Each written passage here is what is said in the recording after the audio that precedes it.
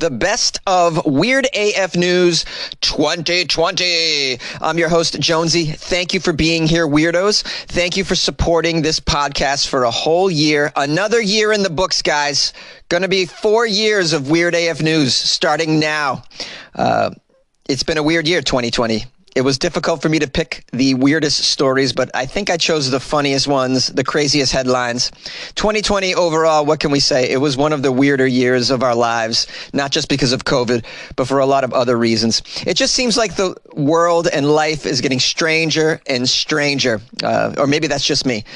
It seems that way to me, and I'm grateful because it's given me a lot of material for Weird AF News. I hope I was able to make you laugh a few times and make you forget your worries. Goodness knows we needed to forget our worries and be distracted this year, for sure, for many reasons. If this is your first time listening to Weird AF News, this one's going to be over 2 hours long. It's typically not that long. We usually do under 20 minutes, 3 weird stories from around the world a day. Today's is a very special episode, though. Over 2 hours of Weird AF News, the best of 2020, at least what I thought were the best stories. And I'm going to take a day off tomorrow. That's Tuesday, so there won't be an episode tomorrow. I figure I've just given you enough weird news to get you through 2 days, so I hope you appreciate it and enjoy it. I want to thank you all for being there for me and supporting the show in 2020. And I look forward to another weird year with all of you, 2021. I'm sure it's going to be bizarre, and I'll be here for it. I'll be putting out 5 episodes a week, as I've done for a long, long time. And so look forward to that. And once again, I just want to say how grateful I am for everyone who has been there throughout the years, supporting the show, being loyal listeners. And we'll do it again for another year, guys.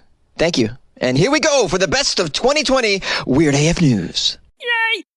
Smoke a fatty and laugh it up with Jonesy in Weird AF News. Oh, yeah. A carjacker on meth, a man and his pet goat, and an adult video store. And this time, it's not Florida. That's actually the title of this article, and I had to do it. This sounds lovely. How could all of this come together? This is in Oklahoma. A man stole a pickup truck with a sleeping passenger inside and a pet goat inside. Okay. Driving 130 miles through parts of 3 states before he was finally arrested. He carjacked a guy and his goat and drove 130 miles. It's a major carjacking. The poor goat, probably very uncomfortable. Was it this man's emotional support goat? I wonder. If it was, then the man probably felt totally fine being carjacked. Because, if you're going to be carjacked, you want your emotional support goat with you. That way you don't feel so bad. These emotional support animals can get you through anything, I've heard. Uncomfortable flights, you know the deal. Brandon Kirby, age 40, is charged with kidnapping, pointing firearms, and felony possession of a firearm. Kirby already was wanted on a burglary charge, according to the media. And now he's carjacking dudes that own goats. Very strange. I bet he didn't imagine he was doing that today. The ordeal began early morning outside an adult video store in Missouri, where wonderful things are happening, outside adult video stores in the Midwest. You can imagine. That's where you want to meet your future husband or wife. Just hang out in parking lots outside of adult video stores. You'll meet a quality individual there, especially in the state of Missouri. 2 men in a pickup truck arrived at the store. The driver went inside. The male passenger stayed in the truck with his pet goat, and he dozed off. Bro, how long were you in that sex shop? So long that your passenger took a nap? Get in and get out, bro. What are you doing? Trying everything out? Flicking through the magazines like a weirdo? These video stores are so bizarre. I can't even believe they exist. All right, so the guy goes into the store and says, "Wait here, bro. I'm going to go in there and look at some girly magazines." And then he was like, "I'll just be chilling with Millie." And then Millie was like, "Nah." According to the Associated Press, the victim woke up to find this Kirby individual who was already in trouble for felony burglary. He's wearing a mask. Oh boy, he was wearing a mask to do this carjacking? It doesn't say what kind of mask it was. Can you imagine what it was? Do you think it was Iron Man? He woke up and this guy's Kirby's driving the vehicle while pointing a gun at his head. An arrest report shows Kirby took methamphetamine and pistol whipped. He pistol whipped the victim several times during the trip. He reportedly continually threatened the victim as well. Doesn't say what he did to the goat, at least this far into the article. Did you pistol whip the goat, bro? Can't be pistol whipping goats. That's not very nice. Poor goat has nothing to do with anything. The goat doesn't even want to be at the video store. The goat's like, this is ridiculous. Don't you have Pornhub at home, you dummies? Why are you going to the sex shop? Kirby led the victim and his pet goat out of the truck on the side of the road. Oh, was that before he went on his 130-mile jaunt? The victim called 911.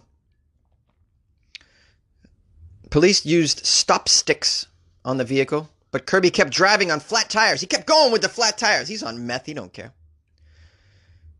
Don't stop, won't stop on the meth. Finally, an Oklahoma state trooper used his patrol car to push the truck into a ditch.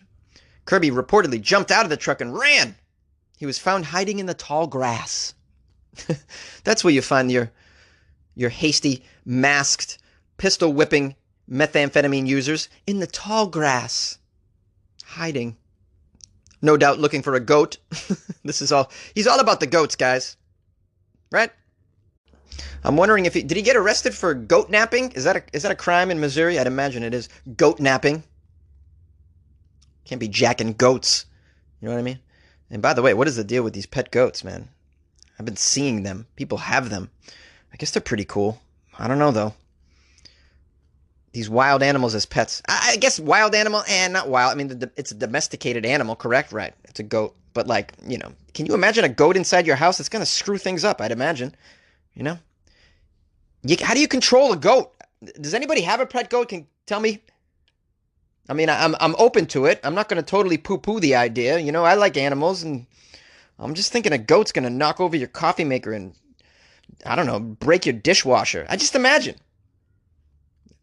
Chew everything. It's going to chew up everything. It's going to chew your wife's nipples off. Who knows what it's going to chew? The couch is done. The couch is done after a week. I guarantee you, with a goat in the house. Couch is done. Maybe I'm wrong, though. Easter is almost here. And Floridians got a big surprise. Some of them found Easter eggs in their mailbox containing porn. Palm Coast, Florida. A 43-year-old woman has been accused of placing plastic Easter eggs that contained porn in residents' mailboxes. She told the arresting deputies that, actually, it's okay. I'm educating people. What's this woman's name? April Sistoni.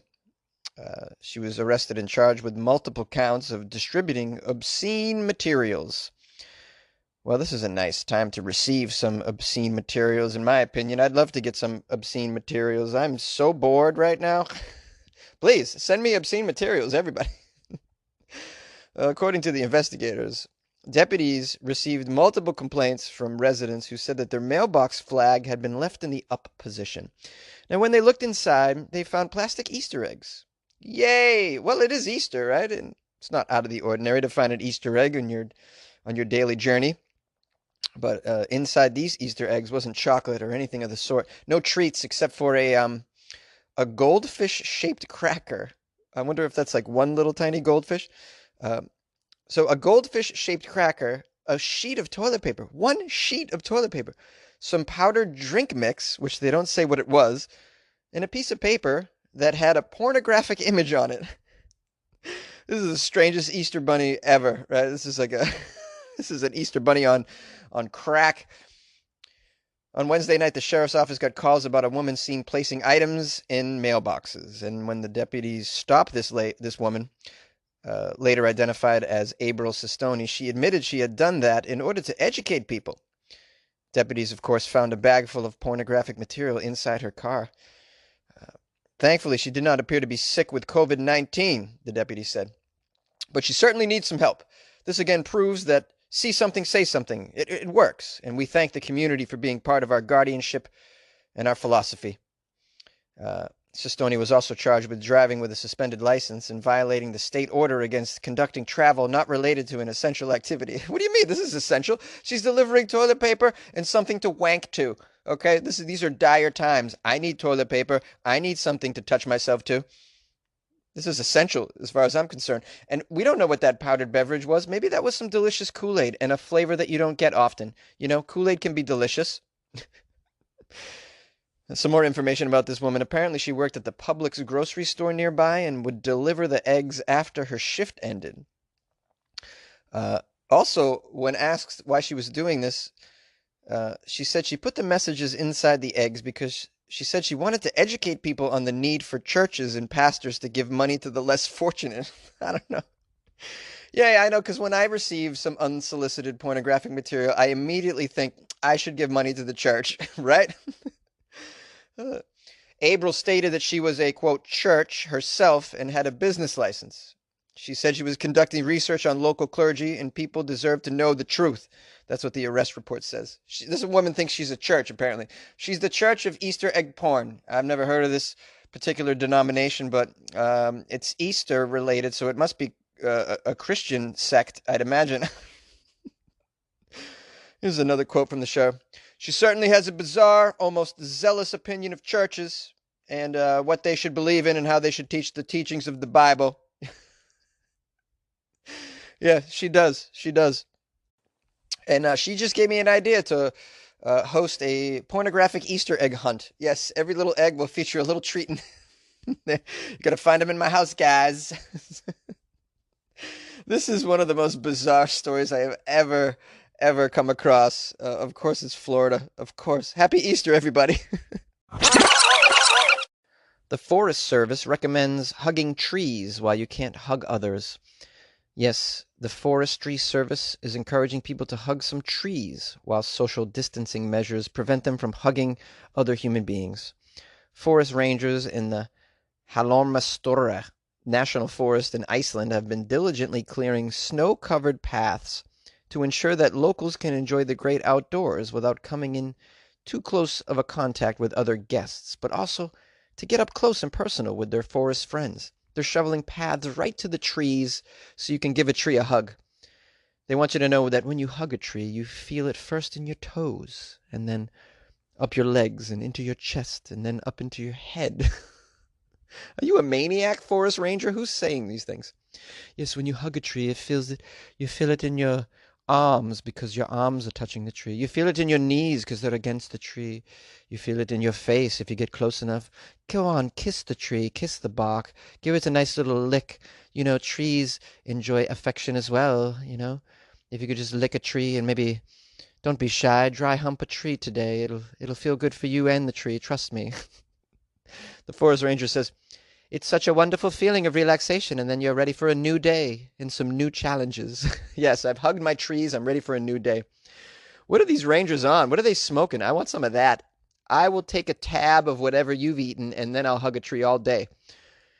In a time when close contact and embracing is discouraged for risk of spreading COVID-19 infection, the trees, they want you to know, can offer a sense of comfort.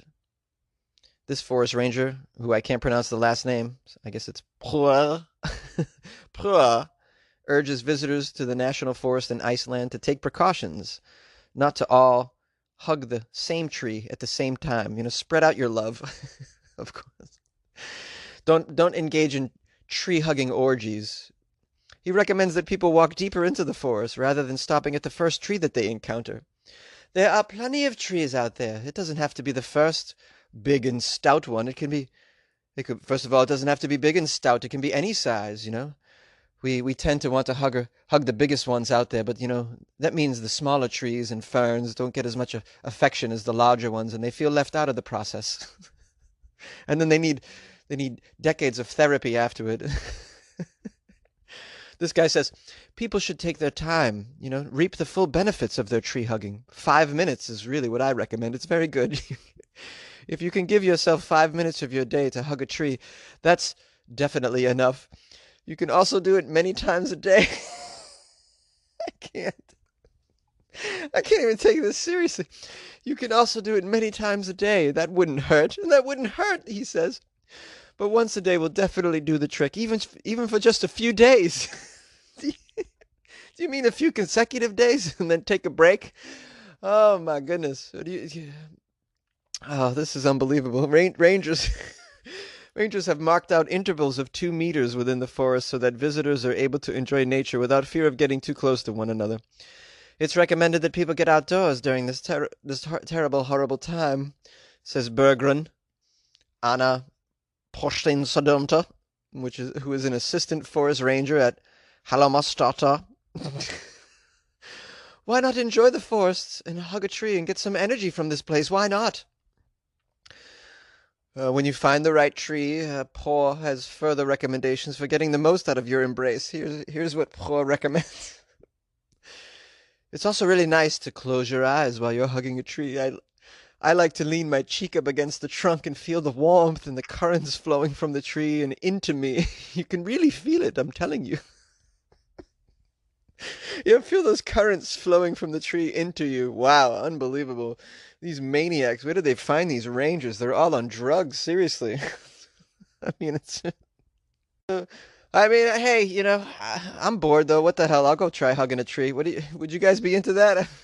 How about you send Jonesy a photo of you hugging a tree? My email's funnyjones@gmail.com. I promise you it'll make my day. I promise you. And tell me, better yet, why don't you shoot a video of you hugging a tree and tell me how you feel? Tell me about what it feels like to put your cheek up against the trunk and feel the warmth and the currents flowing from the tree into you. You can really feel it. Yay! The German police bust underground hairdressers. Well, you guys know the deal, right? You're stuck in your home, you're alone. You need a haircut. It's been weeks. You look in the mirror, you're like, God, I'm out of shape. My hair's unkempt. It's way too long. I'm never going to get a job after this. I need to get all cleaned up. Who's going to do it, though? I don't trust my wife. I don't trust my husband. I'm certainly not going to let one of my kids take some shears to my precious head. I don't trust anybody with a Flowbee even at this point. What are you going to do? Well, for some people, you go look for underground hairdressers. Who'd ever thought, hey, you need a haircut? Follow me. It's like buying drugs. You follow a guy into an alley behind some secret door under a dumpster. Next thing you know, you're getting an underground secret haircut. The mafia is probably giving haircuts out, I'd imagine. The article says, finding the perfect fringe during these times of confinement may prove to be an expensive gamble. First of all, what the hell is a fringe? Is that what Germans call a haircut?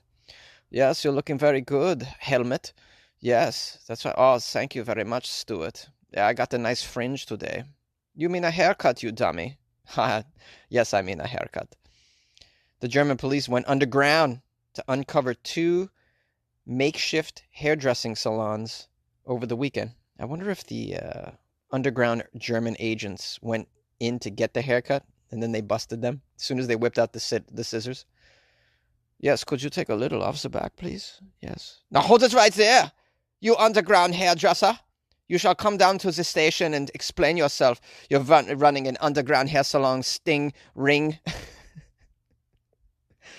When the officers arrived at the salons carefully installed in the cellars of 2 private homes, people were having their hair done, the police said in a statement. 2 people were waiting for a cut or a fringe in Elsenfeld, and another in a cellar in Momlingen, according to the German agency DPA, which claims that the salons were professionally equipped. Professionally equipped. You mean they had some shears and a comb and a chair? Yes, we've busted these underground hair salons. You'd be surprised at the sophisticated level of preparation. They had a chair and a mirror and a comb and scissors. Oh, certainly. They've been building up for this for many years to take advantage of this. People have opened investigations for non-compliance with lockdown measures, which in Bavaria are among the strictest in Germany. Well, I guess they're very strict. Under these rules, which were set out in March when confinement began, leaving your home without, quote, valid reason is actually punishable by a fine of 150 euros. Hair salons there are closed like other businesses. They're considered non-essential. However, they're going to be opening on May 4th in the country as part of a gradual deconfinement. But some people can't wait that long for a haircut. I couldn't wait that long for a haircut. So I had to have a friend cut my hair. Yeah, I did it. I took the risk. And by the way, it came out pretty decent. Better than if I did it myself. I admit, I watched like 3 YouTube videos of people cutting their hair by themselves. And I thought for a moment that it would be possible for me to do such a thing. It was risky. I knew that, but I was willing to take that risk. But then I came to my senses after holding a pair of unqualified scissors to my head looking in the mirror. I had a second mirror so I could see the back, but I just couldn't follow through with it because I knew I would just screw it up beyond recognition. I didn't even trust myself. It's hard times right now. I don't blame people for going to underground barbers, and I don't see what's wrong with it. I thought it was very strange that hair salons weren't considered essential businesses and were shut down. I thought that was odd. It's definitely essential. Gyms, essential. Certain essential, what I consider essential businesses were shut down. Do you guys agree with that or not? Do you think that the hair salons are non-essential? And what are you doing to cut your hair? Are you braving it? Doing it yourself? Are you putting yourself in the hands of a loved one? It's okay to get a bad haircut right now, of all times, because, let's admit, even if it's crappy, nobody's going to see it. A welcome mat at a Florida home read, "Come back with a warrant." So deputies came back with a warrant and found some drugs. Yes, a welcome mat at the front door of a Florida home read, "Come back with a warrant." You know, that's typical. They just want to be friendly, these Floridians. They probably don't have drugs inside. There's probably not any contraband inside. I mean, you got to be out of your mind to have contraband in your own home and also have a welcome mat that says "come back with a warrant." Am I right, guys? Probably not. This is Florida. Well, anyways, come back with a warrant. And that's exactly what deputies did. And guess what they found inside? Drugs and drug paraphernalia.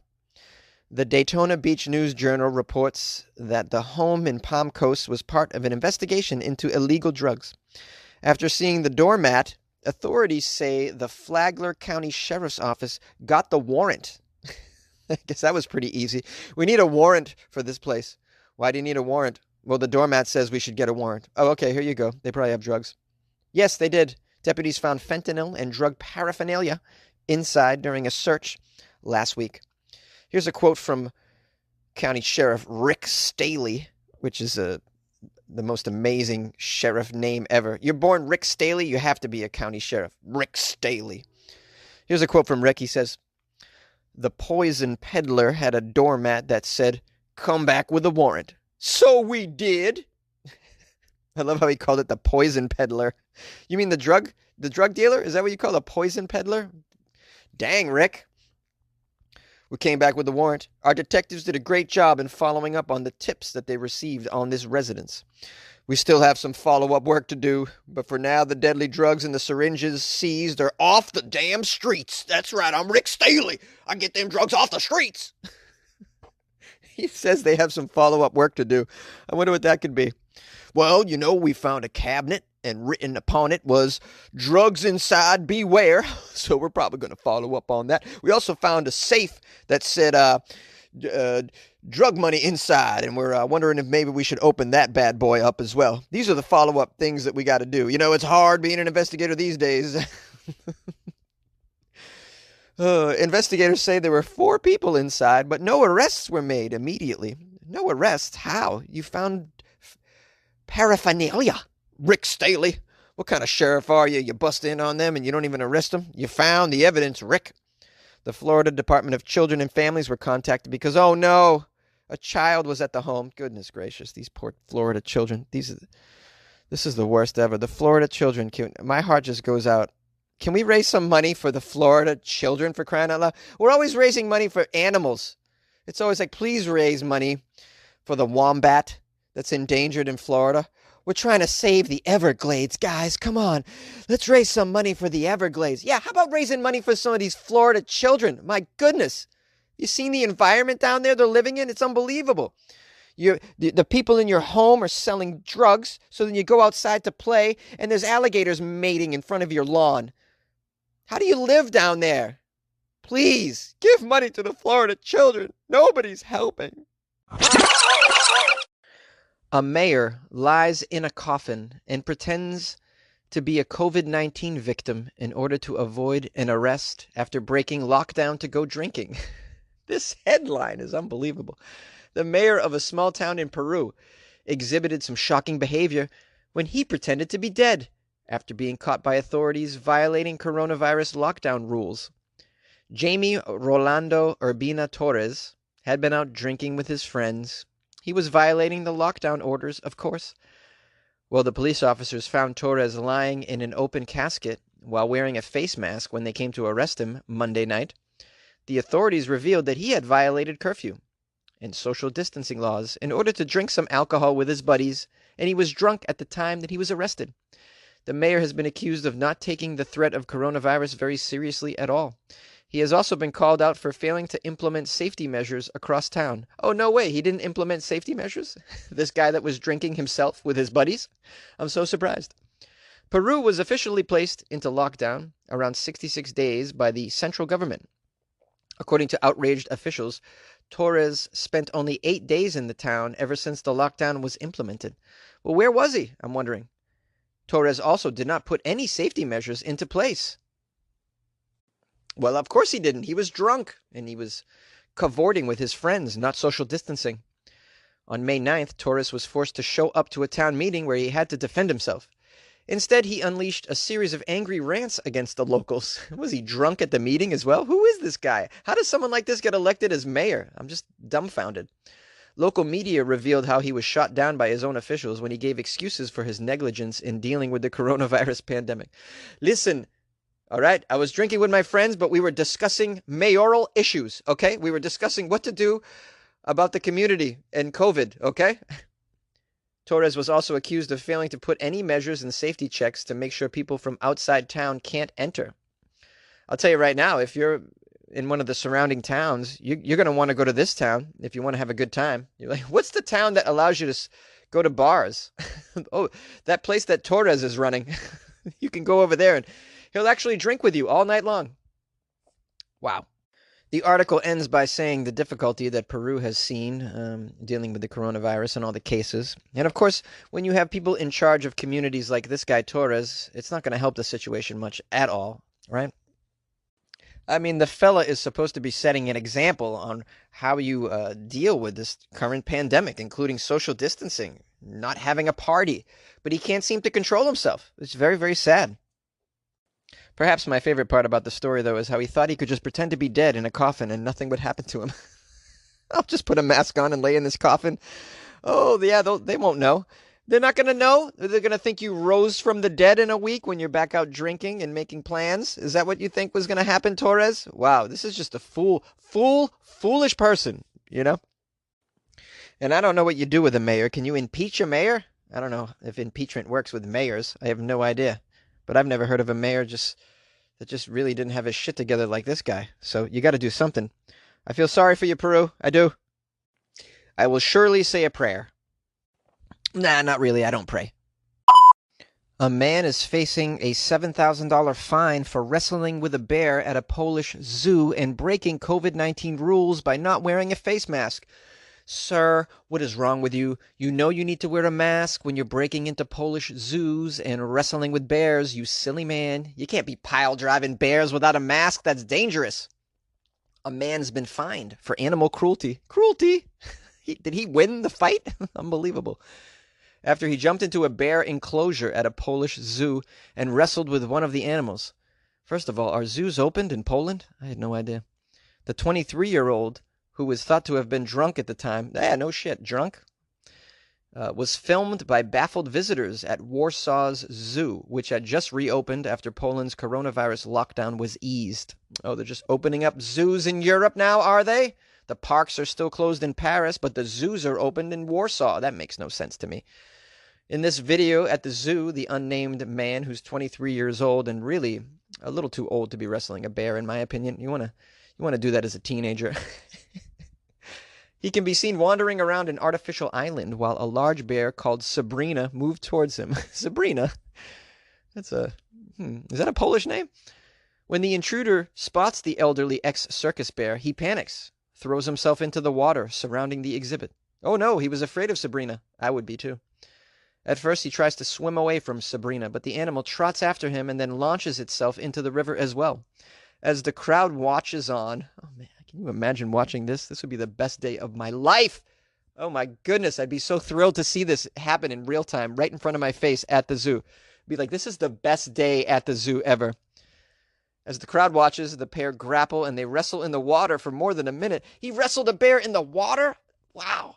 At one point, the man jumps on the bear's back while tightly holding onto its ears. Come on. Eventually, he pushes the bemused creature away before desperately scrambling out of the water and climbing to the top of the artificial island.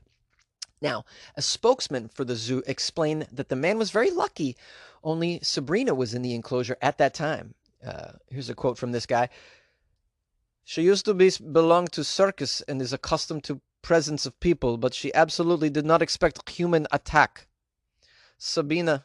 Oh, it says Sabina down here. Up here it says Sabrina. Well, which is it? Sabrina or Sabina?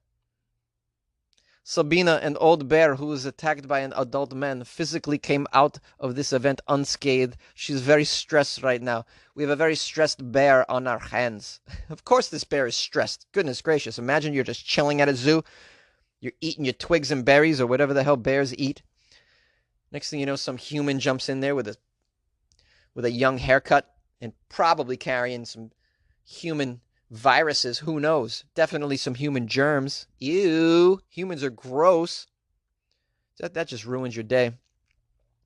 Had one of the zoo's younger and less docile bears been present, the intruder could have suffered serious injuries.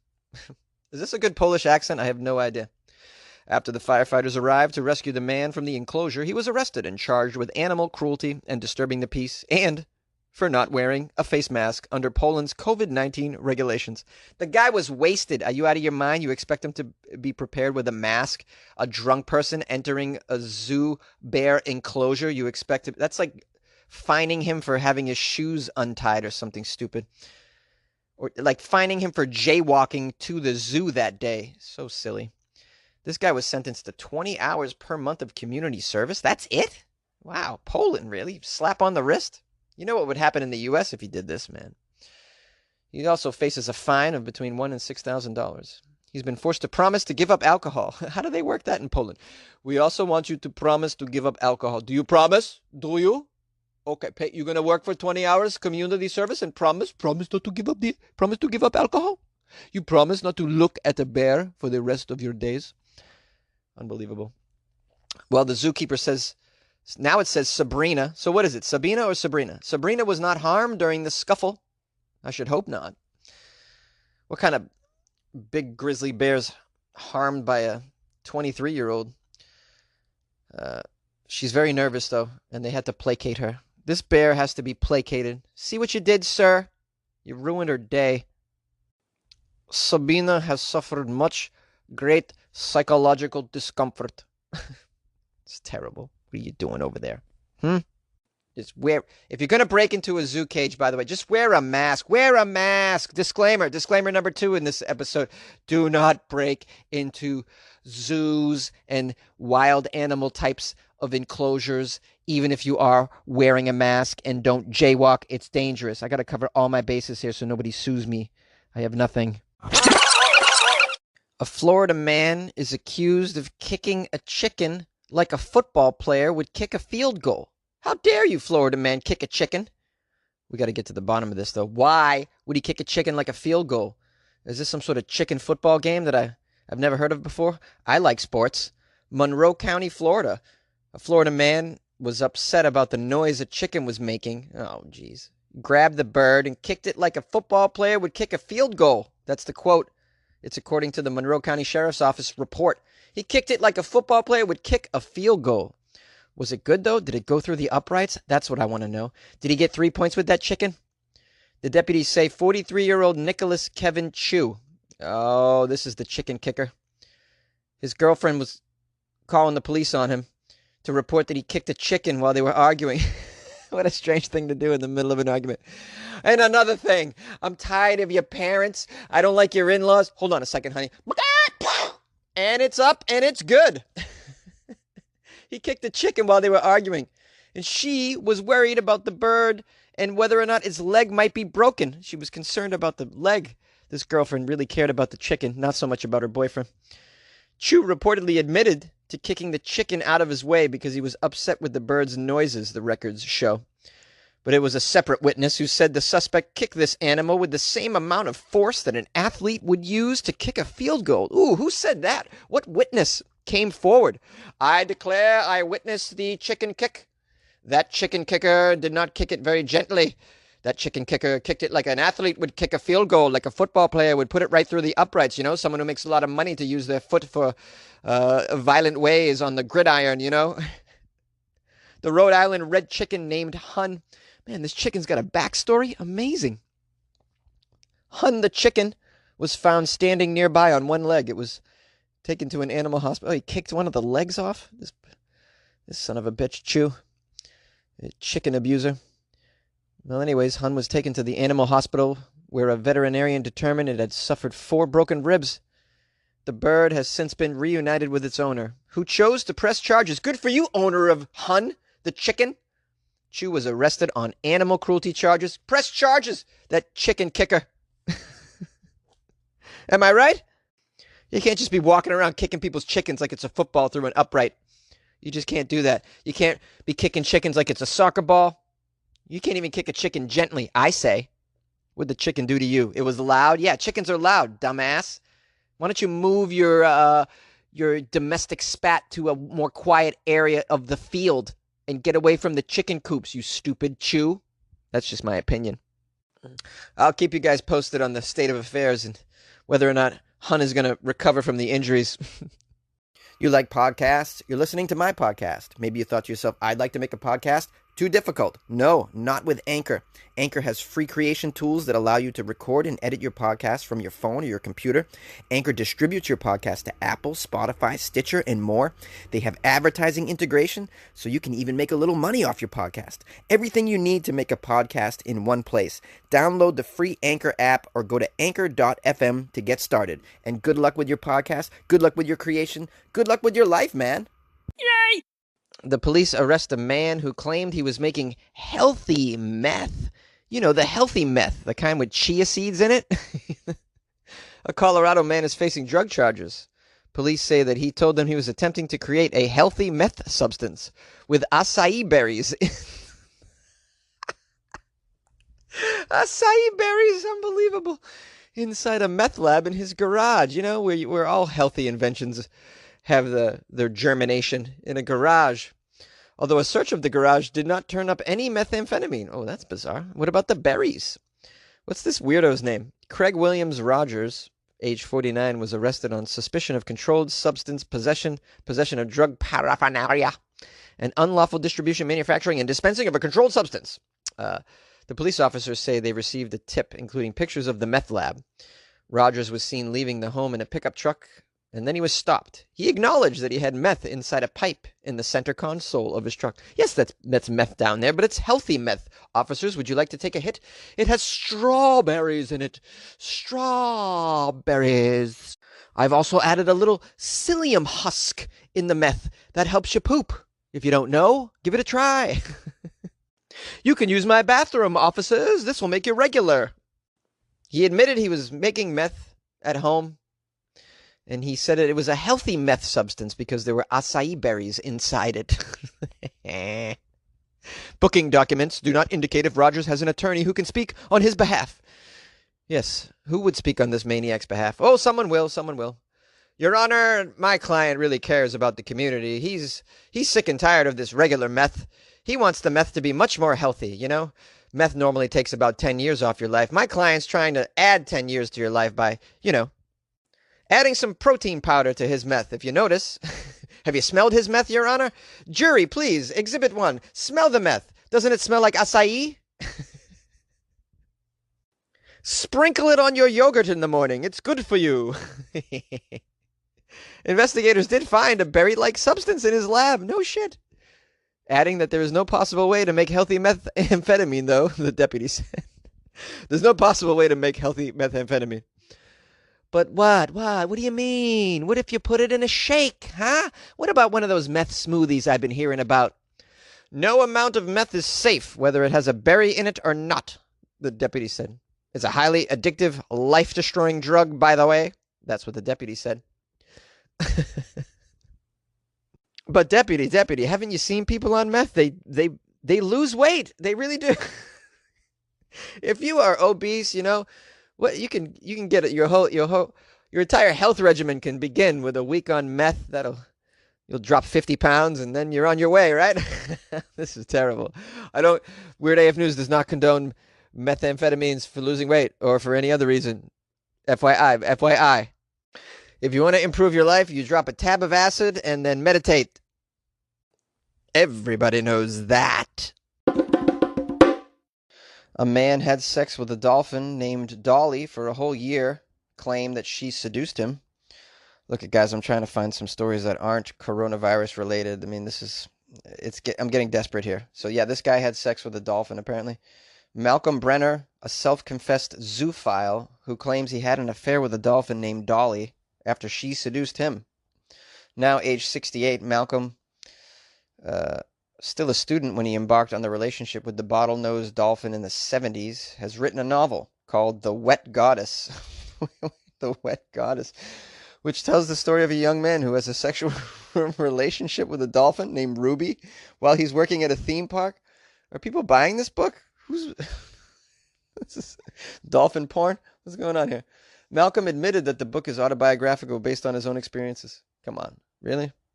He said, I wrote this book for dolphins because we are mistreating these animals by keeping them in captivity. Oh, yeah, but you weren't mistreating the dolphin by having sex with the damn thing in the 70s? What are you talking about, Malcolm?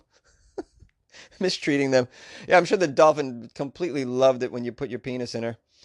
Or in him. I don't know if you can have sex with a male dolphin as well as a female dolphin if you're a man. I don't know how this works, okay? I'm not into dolphin porn, all right? I've never seen it. Malcolm claims to have been in his early 20s when he started his relationship with Dolly. Relationship, really? Are we going to call it that? He was a keen photographer. He was keen. I guess that means he was a good photographer. He was allowed to take pictures in the pool at a former theme park in Sarasota, Florida, where he lived. Wow, this dolphin affair came out of Florida. I'm not surprised at all. The humans in Florida are so just decrepit and just useless that you gotta, if you want love, you gotta choose some sea life.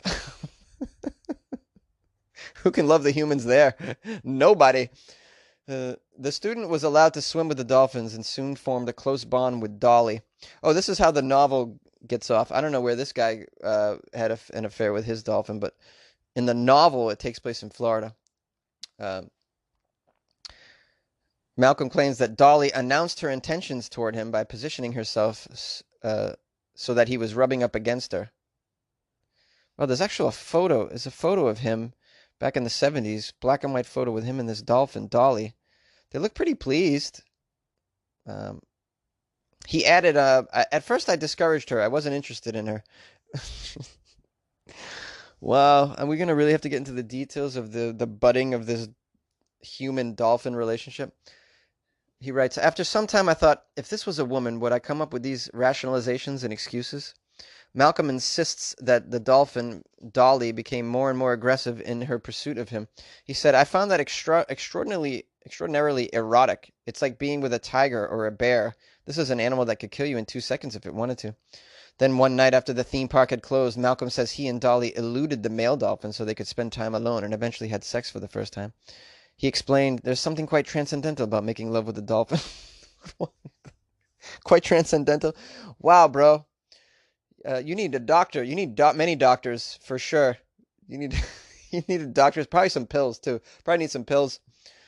Malcolm has always stressed there was nothing abusive about his relationship with Dolly and that dolphins basically have free will. He added, what is repulsive about a relationship where both partners feel and express their love for each other?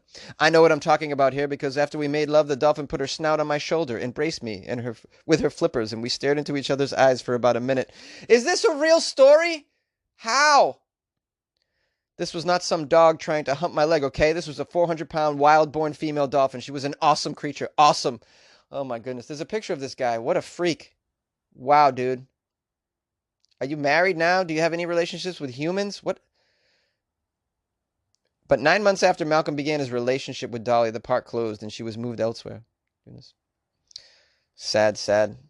I wrote her letters every day. I sent her emails, but Dolly never wrote back. It was strange. I don't know. Flippers on a keyboard just don't work. It's very sad. He says, I called it a relationship because that's what it was. When she died, it made me feel terrible. I fell into a depression which lasted 5 years. Oh, my goodness. Wow, you fell into a depression that lasted 5 years after That's crazy. He claims that their separation had a devastating impact on the female dolphin. She died shortly after she was moved. Malcolm firmly believes that she committed suicide by voluntarily stopping breathing. This man is insane. Insane. You're an insane person. Why are we broadcasting your message?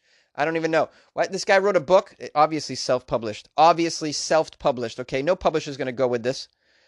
This guy's out of his mind. You could tell he's out of his mind if the first meeting that you had with him. Out of his mind, these people. Wow, I'm so afraid that there's like people out there licking toilet seats and screwing dolphins, like, and then claiming that it was a relationship. I mean, this is crazy. And apparently this relationship was a long time ago, so long ago that it didn't break any laws, as bestiality was only banned in Florida in 2011. Isn't that crazy, by the way? Can you imagine? Bestiality. I mean, it must have got so bad in Florida that they're like, there's no law. We better make a law against this because everybody's just screwing beasts in our state. People are out of their minds in Florida. These swamp people, yeah, they're screwing alligators. We need to do something about it. Hence a law. Malcolm, oh goodness, this says this guy's been married twice, but also describes himself as a zoophile. Says he has had previous sexual experience with a dog. With a dog? You got 2 people said I do to this maniac? How? I don't understand it. 2 people were like, yeah, you slept with a dolphin and a dog? Yeah. I don't know. I mean, we could probably make it work. I enjoy doggy style. I'm open to dolphin style. I never heard of it, but it must be. We'll YouTube it. We'll see what we can do with dolphin style, and we'll make it work. Whatever sexual inclinations you have, I'm willing to experiment. Okay, I don't have flippers, nor do I have a tail, but I'm willing to do some things for you, Malcolm. Who? Malcolm. I can't get a date. Malcolm slept with a dolphin and a dog and marries twice. This makes no sense to me at all. What is wrong with people? A Massachusetts man allegedly threw a large pickle at a highway worker. That's what the police are saying. A Massachusetts man is facing an assault charge after he allegedly threw a large pickle from a moving vehicle that hit a Vermont highway worker. That's what the police are saying. This large pickle tosser. Who is this guy? The incident occurred just before 6 p.m. Monday. Route 7, near the border, crossing into Massachusetts. A passenger in a southbound vehicle threw an object that was later determined to be a large pickle. How large was this pickle? I want to know. Pretty large.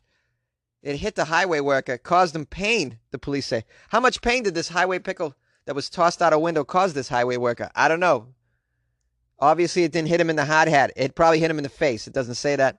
I wish I had a video of the large pickle hitting a highway worker in the chest or something. Just to give me an idea how large this pickle was. I mean, are we talking about, 6 inches, 4 inches? I've seen some large pickles in my life, I got to say. Those ones you buy like at... Sometimes they'll have them at like a sandwich shop, and they have a jar of pickles at the front, and there's just one. You can only really, you're looking at just one large pickle is like $3 just for the one pickle. In other words, you don't buy a small jar pickle, like smaller pickles within a jar, or like a couple pickles on the side. It's one large pickle. It's a few bucks, these large pickles. And they're pretty heavy. They've been soaking for a while. They're very sponge-like. They've, these large pickles. I mean, if I threw that at your face, it would hurt. It would hurt like hell because I can really chuck a pickle for sure. I got an arm on me. You ain't seen my arm. You should see me play ball. Shortstop. The highway transportation officials provided a description of the vehicle to the police. What was the description of the pickle? Highway transportation. I want to know. How large was this pickle? The officers suspected that they'd find this guy with the help of the Williamstown, Mass Police Department. Christopher Hermansdorfer. Christopher Hermansdorfer. What a great name. Hermansdorfer. He's age 34 of Williamstown. How'd they know he was from Williamstown? He was cited to appear in court to answer the charge of a simple assault. You idiot throwing pickles out your window. Werkendorfer. Pickle Snorfer. Whatever your name is. Phone messages were left at phone numbers listed for Hermansdorfer. It was not immediately known if he's being represented by an attorney or not. Or a lawyer. I'm just trying to say words that sound great with a Boston accent. You going to court, Hermandorfer? Yeah, you're throwing large pickles. What a weirdo. Did you keep them in your fanny pack? You nut. Large pickles out the window. Unbelievable. You got anything better to do, Hermandorfer? Probably not. Freaking guy. I want to know how the worker's doing. Is the worker recovering in the hospital from the pickle injuries? If the pickle's large enough, you could go right to the ER. I don't know where it hit him, Could have hit him in the schnoz. That'll put you down for sure. Maybe broken nose. Maybe you got a broken proboscis. That's a very scientific name for nose, I believe. I don't know much, Public school in Massachusetts. What are you going to get, huh? This is what you get. A guy talking about large pickles being thrown at a highway worker trying to make a living here. I'm recording a podcast in a closet like an idiot. Oh, I can't help but think of the workers all over the world that, they just get smashed with things when people drive by. It probably happens every day. Some highway worker gets hit with a pickle or some other object, something weird, like a spatula.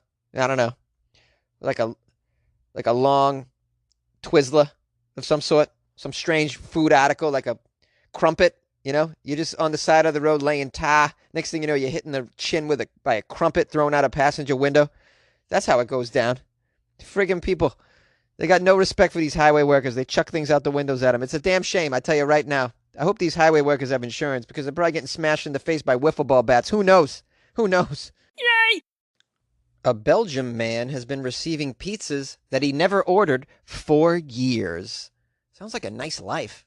65-year-old man in Flanders says he's losing sleep because he's been receiving pizzas he never ordered for nearly a decade, sometimes several times a day. How? I'd lose sleep too. I mean, if I was getting one a day, I wouldn't lose sleep. I'd be just looking forward to that next one the next day. Oh, yeah, another pizza coming. Oh, yeah, I wonder what it's going to be. You know what would suck if every pizza was just cheese? Oh, God, that would be the worst. Oh, a decade of pizzas coming. Oh, another cheese. Oh, but what's it going to be this time, pepperoni? Ah, another cheese. My God. 6 years straight. Cheese. Can I get it? Oh, this one. One mushroom. Can I get one? Oh, cheese. 14,000 pizzas in a row. It's just been cheese. Over the past 9 years, pizza that he never asked for has been delivered to Jean van Lendenham's. Did I say it right? How do you say Belgium names? Jean van Lendenham's. His home is in Turnhout, in the Antwerp province. It started 9 years ago. Suddenly, a pizza delivery man handed me a whole load of the pizzas. But I hadn't ordered anything. Not any pizzas. I hadn't ordered pizzas in a very long time. At first, I thought this was a simple mistake. They had the wrong delivery address, perhaps. But then more pizzas were coming. Kebabs, pitas, other food that I never ordered kept flowing into my address. This is real. It can be on a weekend, a weekday, any time of the day. I've even had orders come at strange times. 2 a.m. I cannot sleep. I start shaking every time I hear a scooter on the street. I dread that someone will come to drop off hot pizzas yet another time. This poor guy. Oh, kebabs are being dropped off unexpectedly. One day in January, Van Lagerham. Lagerham. What does every Belgian last name sound like you're getting ready to spit? Van Lagerham. He said in January, 10 different delivery men showed up at his house, one of which had 14 pizzas. 14, poor guy. Oh, that's just terrorizing you. 14 pizzas. Is this a real story, by the way? Wow, what the hell? I have always refused these deliveries, so I have never paid for anything. But he also said the harassment is not only annoying for him, but also for the restaurants. It costs them more money, and they have to throw away the food. On the day that 10 deliveries showed up, he did the math. It cost 450 euros. Oh my goodness, this is a mess for everybody. Van Langerham claims that he says, I only buy frozen pizzas from Aldi. You only buy frozen pizzas from Aldi. He's got a very particular pizza, guys. It's frozen from Aldi. Enough of these fresh pizzas delivered, 14 a day. Out of your mind. He says, I never have asked for them to be delivered to my house. I prefer the frozen pizzas from Aldi. Oh, God. This gets crazy. Here's another quote from Lennon. A friend of mine who lives in Herenthout is going through exactly the same thing as I am. She's been receiving the pizza she has not ordered for 9 years as well. Sometimes we both get them on the same day. When that happens, we warn each other to expect a delivery. Come on, this isn't real. It says he reported these false deliveries to the police several times, but he still has no idea who the person harassing him is. I cannot take it anymore. When I find out whoever has been bothering me for these 9 years, it will not be their best day. I can tell you that much. Oh. You know what? I don't even care if this story's fake. I don't even care. It's just amazing. It's so fun. So fun. A man broke into a California bank in order to heat up a Hot Pocket. He got arrested and said, quote, "It was worth it." San Diego. Police say that a man who broke into a bank in California did so just to heat up his Hot Pocket in the microwave inside the bank. I didn't know there was microwaves inside banks. That's pretty cool. What are they microwaving in the bank, huh? They microwaving the quarters?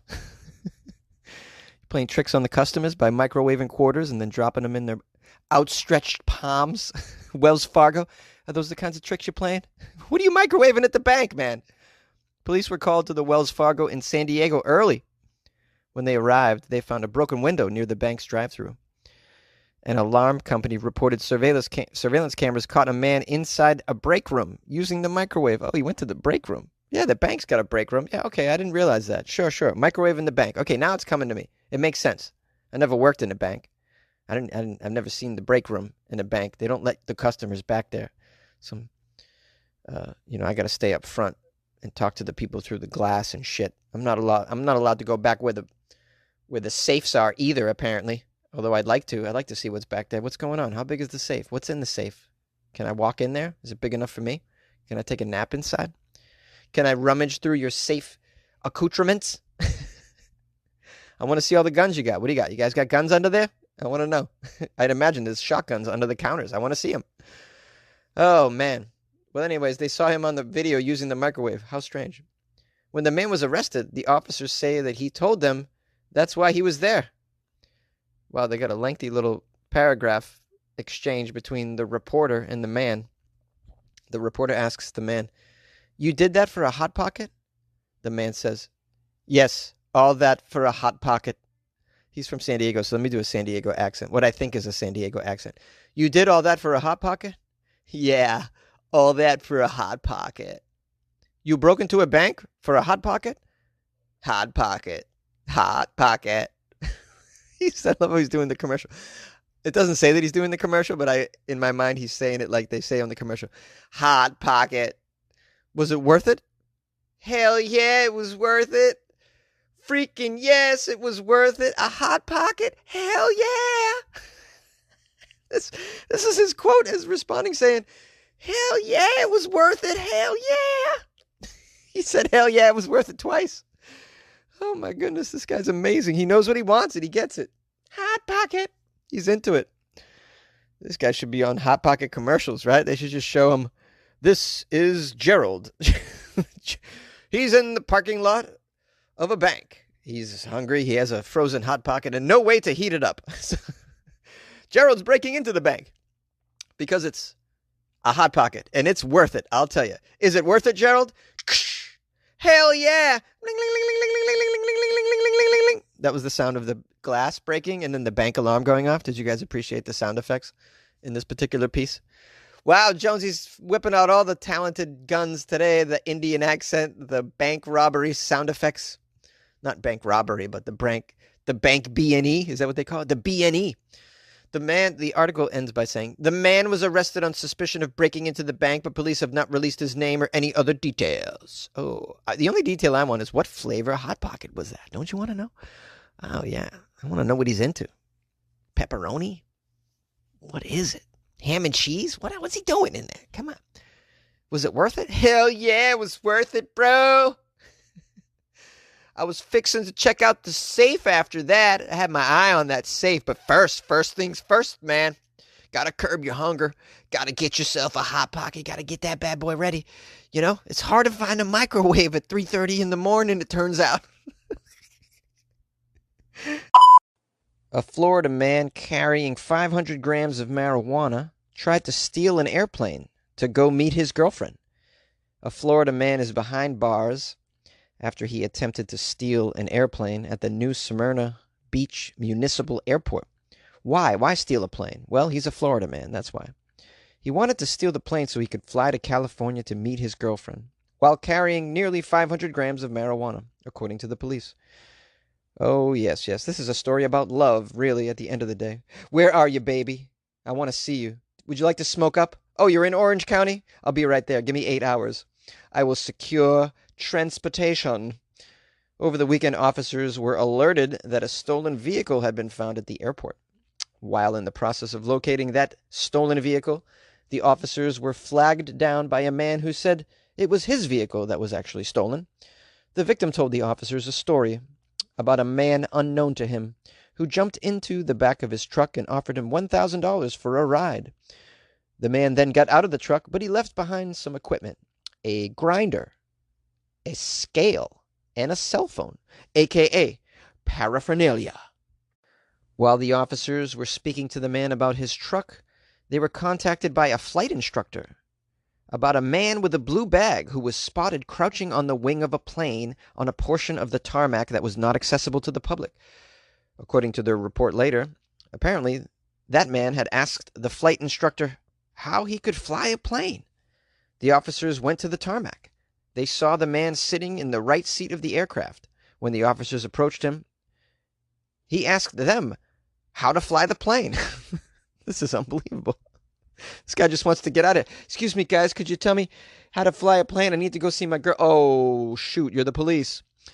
The man saw that it was the police and then jumped from the emergency exit window of the plane, and it was detained quickly by the officers. The man was identified as 22-year-old Robert Stinestra. He was secured in the back of the patrol car. The officers returned to the plane, and they took his duffel bag into evidence. They found his ID, headphones, cigarillos, a laptop. A glass pipe found was tested, and it was positive for methamphetamine. Ooh, that's the magical chemical that made him think he could fly away. Ooh, smoke my meth and fly away. It's Florida. It's Florida. Oh, yeah. Meth makes you think you can do anything. Conquer the world. At least he still had the wherewithal to realize, well, I really don't know how to work a plane. Let me ask somebody. Unfortunately, he asked the police. Also inside the duffel bag was a container holding marijuana. Yes, loads and loads of marijuana. He wanted to smoke up with his lady in Cali. Doesn't he know there's better weed in Cali? He didn't need to bring his own. The defendant, according to the report, stated some pretty outlandish things. He claimed that he purchased the aircraft for $20,000 cash recently, and he was going to fly to California to meet his girlfriend. He advised he did not have paperwork for the plane, and he didn't know the person that he bought it from. He stated that he was let onto the airfield by some security. It should be known that there is no security on duty at this airport. Yeah, no kidding. And he didn't buy the plane, obviously. And more lies. As Stinestra was being questioned by the officers, he told them that he was a manager for a medical marijuana dispensary and that he was transporting the marijuana to California. Yeah. Investigators said Stinestra had nearly 500 grams of the marijuana, the devil's weed, and that he illegally trespassed onto New Smyrna Beach airport property. Yeah, I think we know that. Stinestra was taken to the county jail on charges of, guess what, grand theft, possession of paraphernalia, trespassing in an operational area of an airport, of an operational area? I guess that's what they call the runway. Possession of cannabis, and leaving the scene of a crash involving damage. Oh, what? What did he crash? He didn't even get the plane going. How did he crash? At the end of the day, this is just typical Florida man behavior. You add a little meth and a little love, and it'll make you do some crazy things, you know? I'll tell you right now, they really should bottle up this Florida man confidence and sell it. I would buy a gallon and then make all my drastic dreams come true. A woman breaks into a Florida home and cooks ramen noodles. Yes, a family found a stranger inside their home cooking noodles after she made a sandwich. She's now facing criminal charges, of course. The occupants of this home on Hampton Road told the deputies that they found 33-year-old Patricia Nicole Junk Her last name's Junk. Oh, the poor girl. I mean, she's just been through the ringer with a last name like that. You got to kind of give people a free pass when they have a terrible last name, I think, sometimes, you know. It's just like, because they've just been getting shit their whole life. Patricia Junk. Patty Junk. I mean, imagine this poor girl. You're in Florida, first of all. That's not good. Growing up in Florida. And your last name's Junk to boot? Unbelievable. You parents of Florida kids, do something about the names here. It's bad enough you're procreating in the state of Florida, okay? There's brain amoebas, there's Pritchard. I mean, there's many reasons not to be procreating in Florida. And then, you got a stupid name as well. It's just, these poor kids, they don't have a chance. They don't have a chance in Florida. Anyways, back to this Patty Junk situation. They found her in the kitchen. It says here, all of the occupants of the home denied knowing her or letting her into the home. What did they cross-examine them? Do you know Patty Junk? You are going to deny letting her into your home to cook ramen at 4:30 in the morning? The first deputy on the scene found a pot of noodles cooking on the stove, and later located Junk sitting on the front porch of a house about a block away eating a cup of noodles, according to the report. So she cooked them in the home and then ate them at a different house? She's all messed up, this Junk. She's on the junk. The deputies asked Junk what the hell she was doing, cooking noodles in one house and then eating them on the porch of another house, neither of which she actually lived in. Junk told the deputies that an older male named Rabbit told her she could stay at the home whenever she wanted. Yeah, you don't trust anybody named Rabbit. Nobody in Florida named Rabbit anyways. Is she like on something and she's just like, living in a fantasy Alice in Wonderland world? Deputies noted that the home was unlocked when Patty Junk entered. The total damages were listed at total damages are listed at $2 for the noodles, $3 for a loaf of bread, for a total of $5. Ooh, $5 in damages. But I mean, there's also going to be long-term mental anguish for the family that woke up and found Patty Junk making ramen noodles in their kitchen. Patty Junk is charged with burglary of an occupied residence and petite theft. Yes, a petite theft. Let's use a French adjective in our Florida laws. Patty Junk remained in the county jail with Patty Junk. I mean, she's just back in jail. This Patty Junk is always going to be in jail. It's just how it is. Man, I tell you, from doing Weird AF News for 3 years, I have come across many a story about people doing weird shit after they break into people's homes. I mean, this is nothing. Cooking ramen? This is nothing. I mean, I covered a story like a year and a half ago or so where someone broke into someone's home and then sucked their toes. I mean, that's banana right there, I'll tell you right now.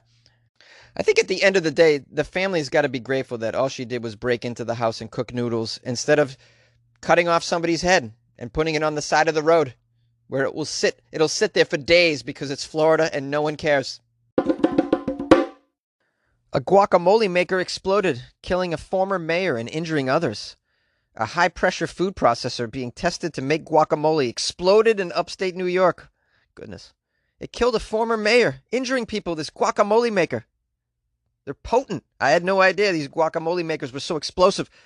Former Rensselaer Mayor Joseph Cap, age 67, unfortunately died of injuries from the blast of the guacamole maker. 2 other people suffered less serious injuries from the guacamole maker. They were admitted for treatment at the hospital. The fatal explosion of this guacamole maker occurred as the food processor was undergoing tests to assess its viability for manufacturing guacamole. Oh goodness, they didn't even know if it was ready to make guacamole. They were just testing it to see if it made guac. They're like, turn on the guac maker, and then bam, unbelievable. It's unclear what caused the blast, but fire crews do not believe the incident was suspicious. They don't think somebody rigged the guacamole maker? That'd be a strange crime. Yeah, man. So I know of a place. Okay, they got something that they think might be a guacamole maker. Well, I'll show them. It ain't gonna make nothing. No guacamole if I have something to do with it. I am against guacamole. Okay, it's way too expensive. I'm sick of it. Why should I be paying $5 to $10 for 8 ounces of guacamole at the supermarket? By the way, once you open it one time and use it, you got to use the whole damn thing. You put the cap back on, put it in there, even covered, it still goes brown. That's a lot of money I've wasted, thrown down the drain over guacamole. It's difficult to make yourself, okay? I buy a bunch of those avocados. I get 6 of them home. Only 3 of them are good. And I have no idea how to buy them when they're all good. You know, one of them's ripe today, one's ripe tomorrow, one's already ripe when I bought it. 2 of them just for whatever reason decide to skip the whole ripening process altogether and go right to black. Yeah, I'm against guacamole. So I'm going to fix that guacamole maker with dynamite and we'll see what happens. Whoo, that was a mouthful. And no one really said that. That's just in my imagination. I'll tell you, at the end of the day, though, it's when you're killed by a guacamole maker, I mean, you got to kind of giggle about it, right? I mean, if I'm going to go out, yeah, you know, guacamole is a good way. If I drowned in guacamole, too, that's pretty cool. And costly. A man installed a life-size wax model of his dead wife for a housewarming. Even death could not do them part. India. 3 years ago, Indian businessman Srinivas Gupta's wife, Madhavi, was killed in an unfortunate car accident. But Gupta, the devoted husband, refused to let her image die. What did he do? Well, Gupta, age 57, had a great idea. Why don't I create a hyper-realistic wax figure cast of my dead wife's likeness? This is great. This isn't going to creep anybody out. I'm going to put her in my house. I'm going to invite people over to take a nice look at my wax figure, lifelike Madhavi. This sweet but eerie result is strikingly lifelike. I'm looking at a photo of her. Yes, she looks very lifelike. She is forever stuck smiling into the distance, which also makes her creepy as shit. In addition to recreating his deceased wife's physical image, the dedicated Gupta also recently had his new home built in India with her in mind. Before commissioning the bungalow, he reportedly first approached 25 architects, commissioning one to construct the new house only when he was assured they'd do it just right. Once complete, Gupta held a housewarming where he introduced his wife's new life-size but lifeless statue to all of his guests. What a great idea! Housewarming. I'm sure some of your in-laws are going to be there, Gupta, and they're going to be thrilled to see a giant wax statue of their dead relative smiling into the distance. You're a maniac, Gupta. A maniac. This doesn't show dedication or loyalty so much as it shows some sort of psychopathy, in my opinion. The dead wife's strangely resemblant doll equivalent was dressed that day in a pink sari and gold accessories.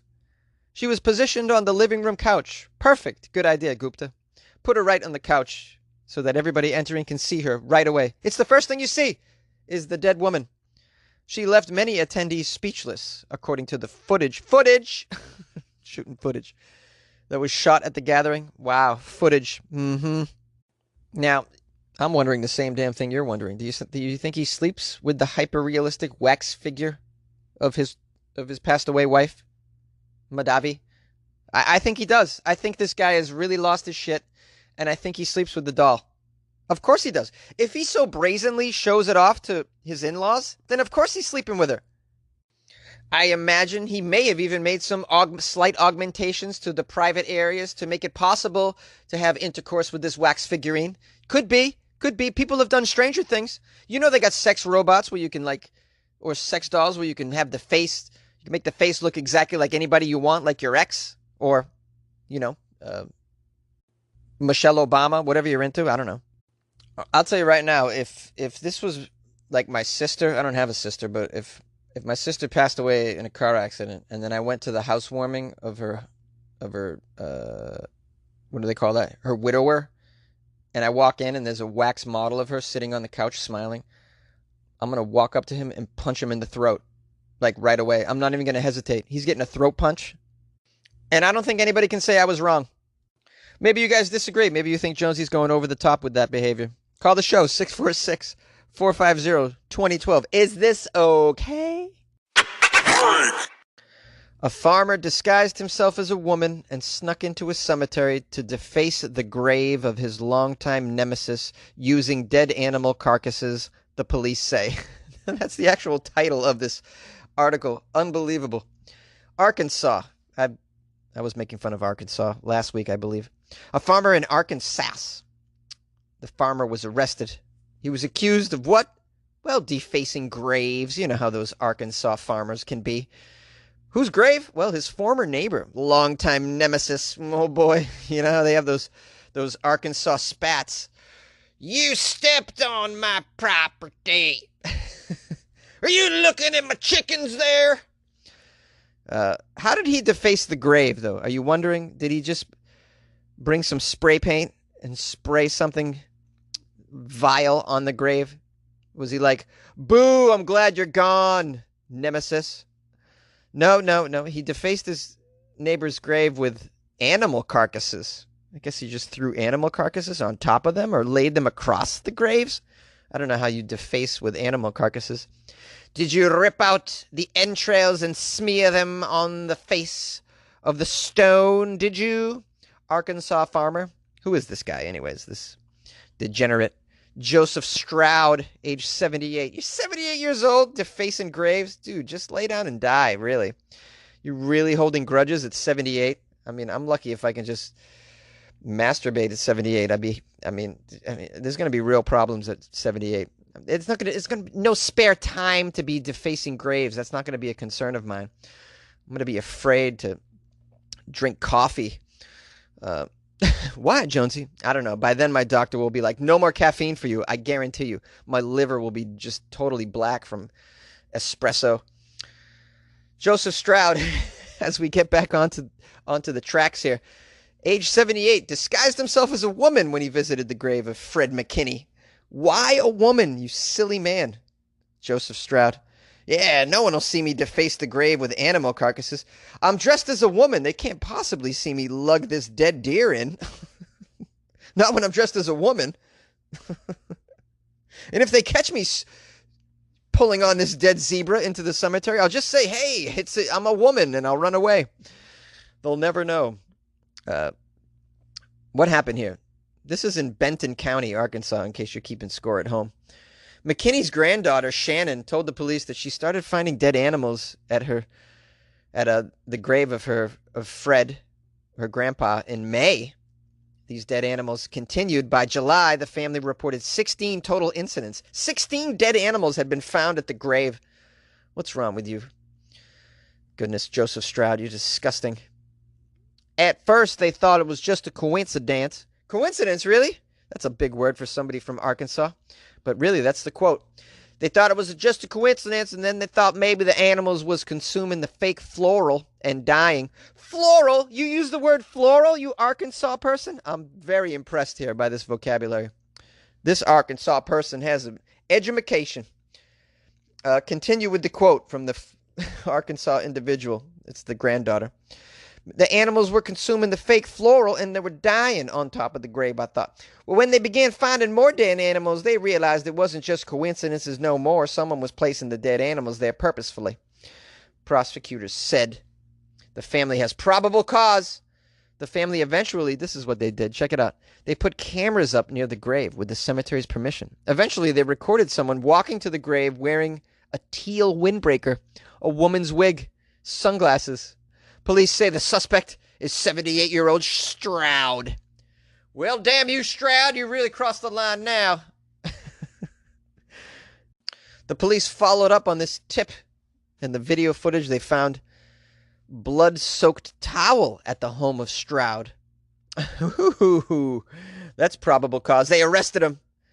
It had animal blood and guts on the damn towel, apparently. The granddaughter told the police that Stroud and her grandpa shared a land boundary for several years. Of course they shared a land boundary. That's how these Arkansas spats begin. You get off my property!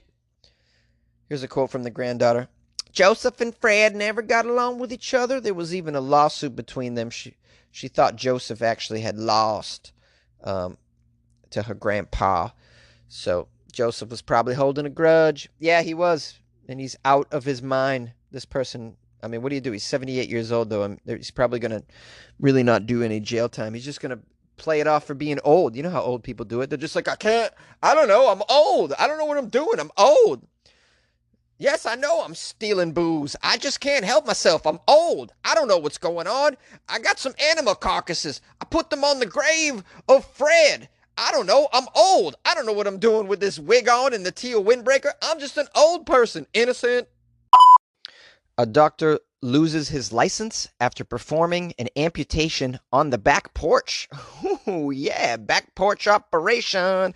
Missouri, oh, the land of DIY operations and renegade doctors.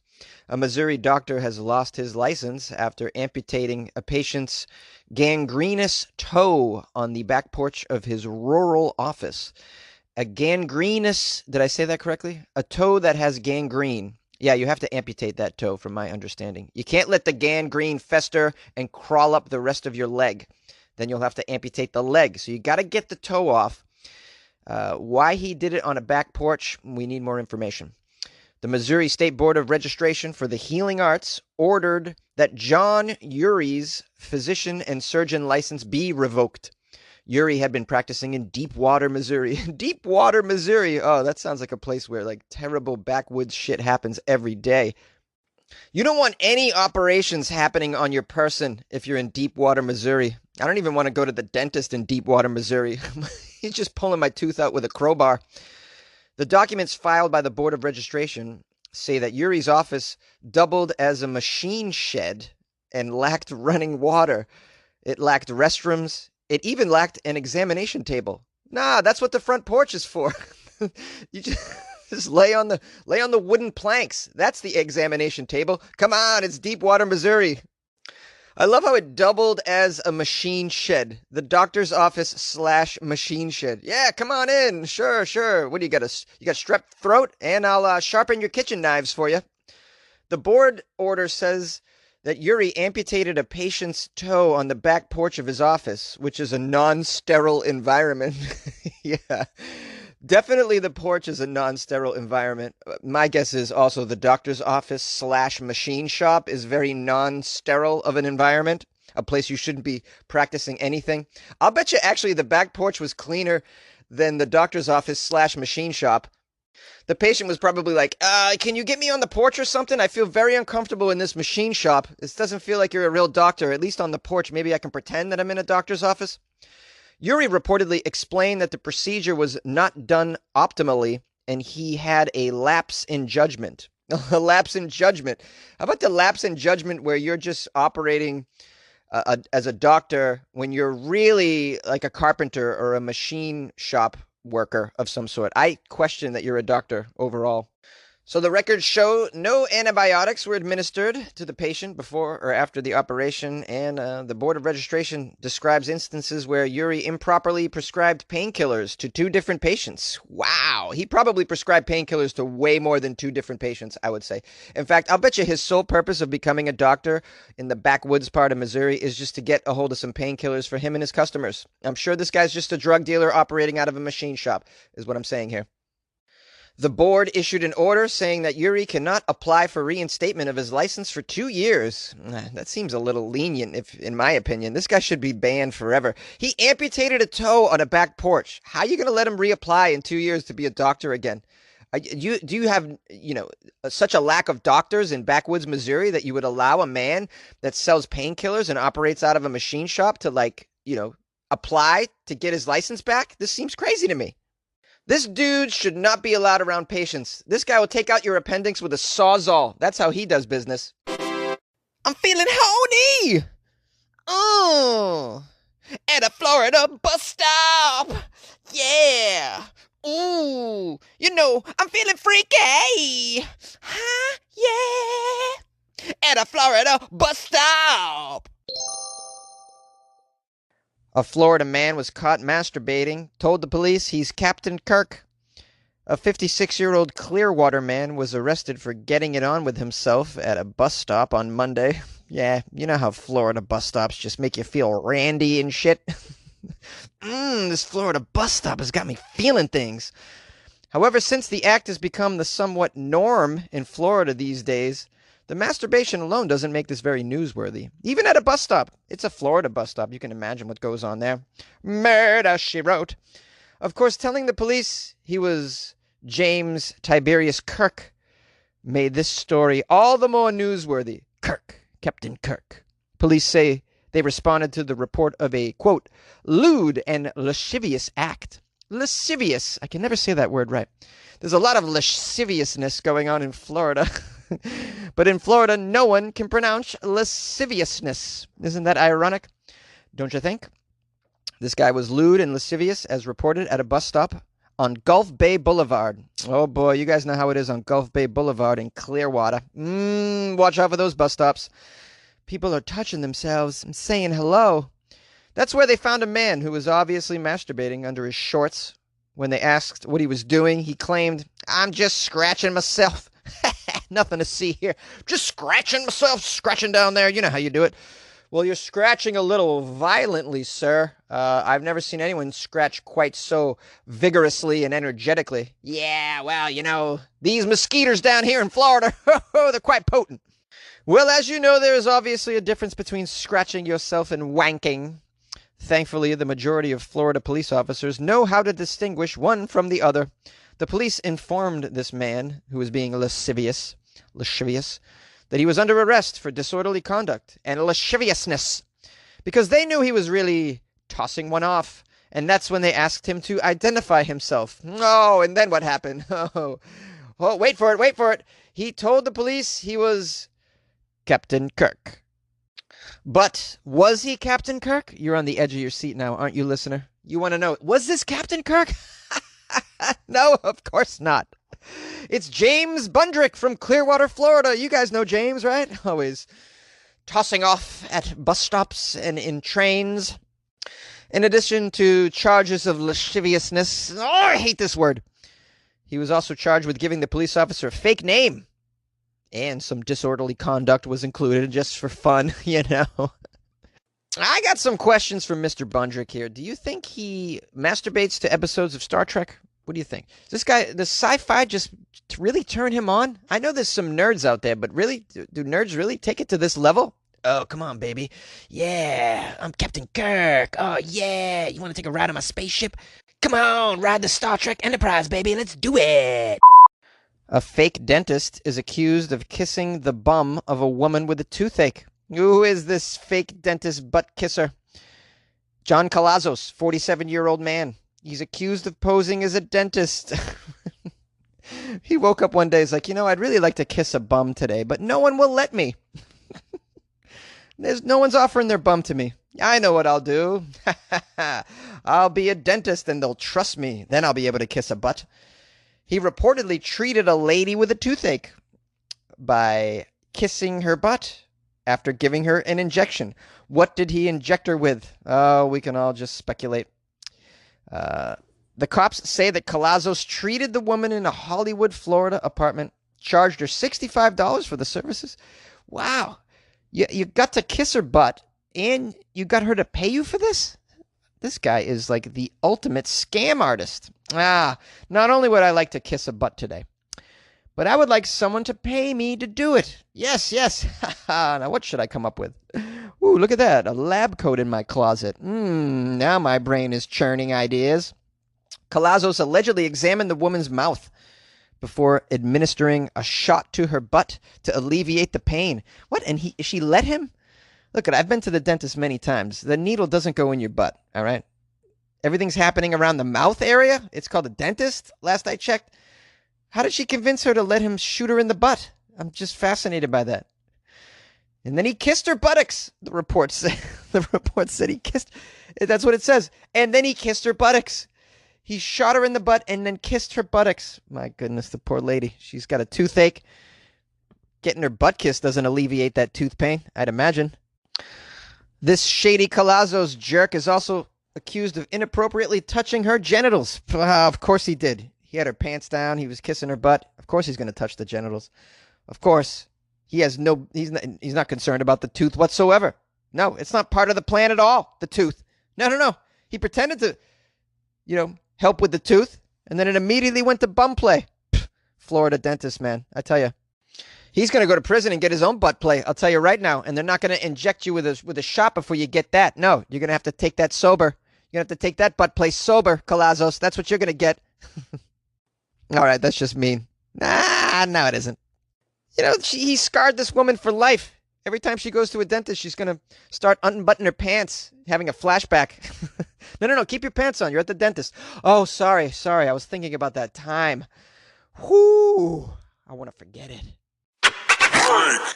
A Florida woman was arrested after testing a product in the middle of an adult toy store, a sex shop, aka. Police in Fort Pierce, Florida were dispatched to an adult store after they received calls of a woman causing a bit of a disturbance. Ooh, what could this disturbance be? Well, when they arrived at the scene, they found a quality citizen named Teresa Stanley of Port Salerno. She had made her way into the store's stock room in the back, where customers were not allowed. She went back there with one of the toys that's sold by the unnamed shop. Yeah, of course, she got to, take it for a spin around the block before she buys it. I don't know what toy it is. I hope eventually we'll find out what it is. But, some of these toys are quite pricey. You don't want to just buy it without trying it out. And you got to try it out in the middle of the store, right in the aisle? Hell no. Teresa's like, I'm a decent person. I'm going to go back in the stock room and try it out where no one's going to see me, okay? I'm not an animal after all. What do you think, I'm going to do it in plain sight of other customers? Hell no. I am a stylish woman. I have respect for others. There might be kids in this sex shop. It is a Florida sex toy shop. I'd imagine they let 8-year-olds into this place. When the authorities confronted her, she was naked from the waist down, sitting in an office chair, wearing only a purple shirt, which authorities believe she also took from the shop. I wonder if it was an employee shirt. She's like, I got to get through that door that says employees only. What's the best way to do that? I'm going to steal a shirt too. Let's get back there. Got to do my business. And she sat in an office chair. She's just getting comfortable, she's taking her time with it, really seeing if it suits her, this toy. I still want to know what toy it is. There's no photo of it. They give the value of it. It's $46. Well, I'd imagine that's a pretty quality sex toy for $46. This ain't one of those cheap $10 ones. This is an investment, in other words. And Teresa needs to find out, is this something she could live with for a lifetime? Like, is this going to suit her? Does it fit all her curves and crevices and tastes? According to the arrest report, as you can imagine, the police indicate Stanley appeared to be slightly intoxicated. She told the officers she had only about 6 beers since that morning. The police took her to the hospital to be evaluated before taking her to the jail. What, do they think she's out of her mind? No, she's wasted and she wants to buy a sex toy. This behavior seems to make sense. Compared to what she could have been doing in a Florida sex shop, this is pretty mundane, I'd say. She could have snatched a sex toy and then asked another customer to try it out on her. I would imagine that kind of thing happens in a Florida sex shop. You don't know what you're getting into over there, okay? Don't go in the back of the storeroom. You don't know what you're going to find.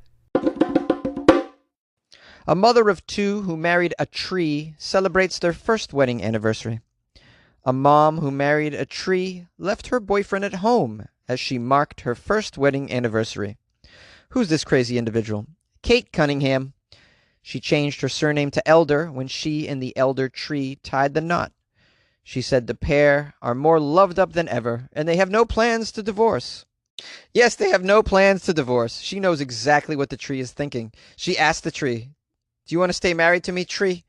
And the tree didn't say no, so therefore she's come to this conclusion. The 38-year-old Kate said it was one of the best decisions she has ever made when she married the tree at Rimrose Family Country Park, September last year. She celebrated her first year of marriage with 2 friends. And those are real friends, I'm going to tell you right now. Those friends are real friends. You got friends like, I'll pick you up at the airport kind of friends. I'll help you move kind of friends. And then you got, I'll come to your wedding anniversary with the tree in the park and pretend I'm still your goddamn friend. That is loyalty right there. I'll tell, and any of my friends that are listening to this show, if you ever marry a cooler or some other inanimate object, I'm not on board. I'm not going to your wedding. I'm not going to your wedding anniversary. I don't want, hey, Jonesy, come to the wedding anniversary of me and the shrub Lily. No. Absolutely not. I'm calling a doctor. I'm telling your family. I'm doing something. I will not allow my friends to go down that road of crazy. So that begs the question, are her friends good friends? Or are they not good friends? Are they good friends because they allow her to perpetuate this fantasy and they go along with it? Or are they bad friends because they don't tell her to snap out of it? I'm assuming they haven't told her that. Maybe they have. I don't know. Maybe they can't get through to Kate. You're probably wondering, how did Kate celebrate the first year of marriage with a damn tree? Oh, I'm so curious. Well, her two friends and her and some elderflower champers, they left the boyfriend and two kids at home. She admits her 15-year-old son is a little embarrassed. A little embarrassed. Your son at school doesn't admit that you're his mother. I'm telling you right now, Kate, I'm sorry to break the news to you. The former teaching assistant admitted that she sometimes clocks up to 5 visits a week and will forever remain tree-voted. Tree-voted? Is this a word she's made up? Oh, the poor boyfriend. My goodness. She says, trees will always come first. They do keep us alive. She immediately knew this tree was the one and is regularly spotted climbing the branches. Climbing the branches. Here's a photo of her with flowers leaning against the tree. She looks very happy. She looks like a wood nymph. She said, I think getting married was one of the best decisions I have ever made. Yeah, easy for you to say you married a tree. Trees don't make demands of you. Trees don't argue with you. They don't want to cause fights. They have no mind to argue. They are so easy to get along with.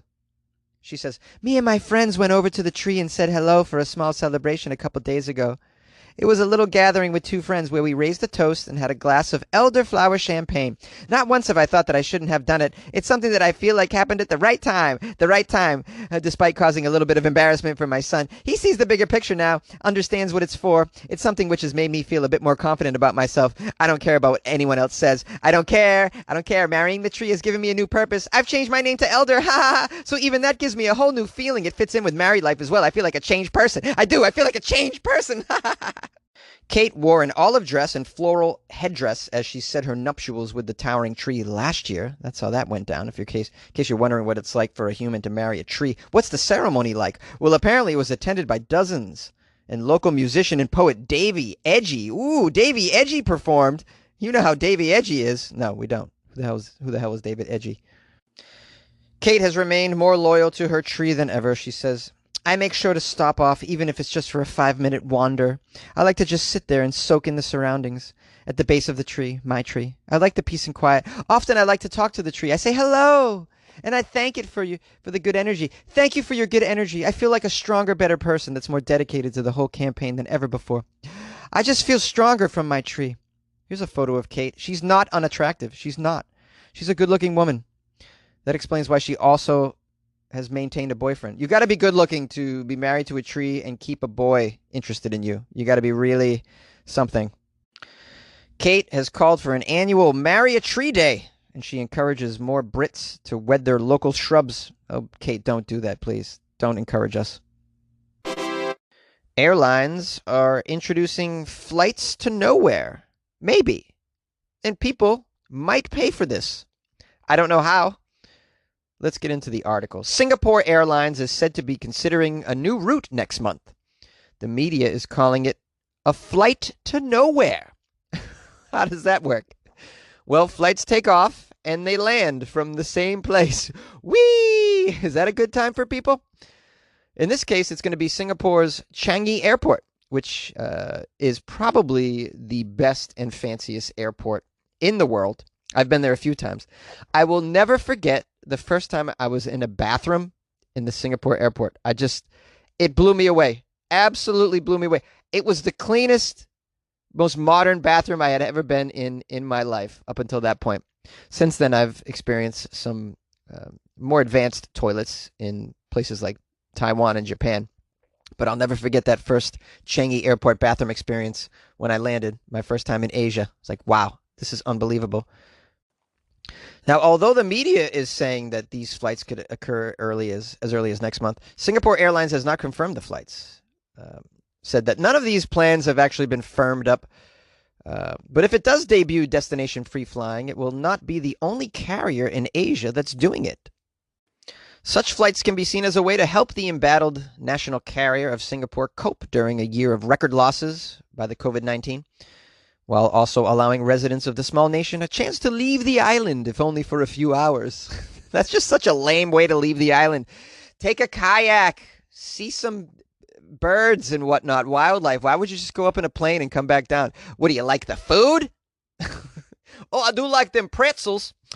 Singapore Airline, which is routinely ranked among the world's best, has been hit hard by the pandemic since it does not operate domestic flights. Yes. Most of Singapore's 5.7 million residents have been unable to travel since Singapore shut its borders in late March.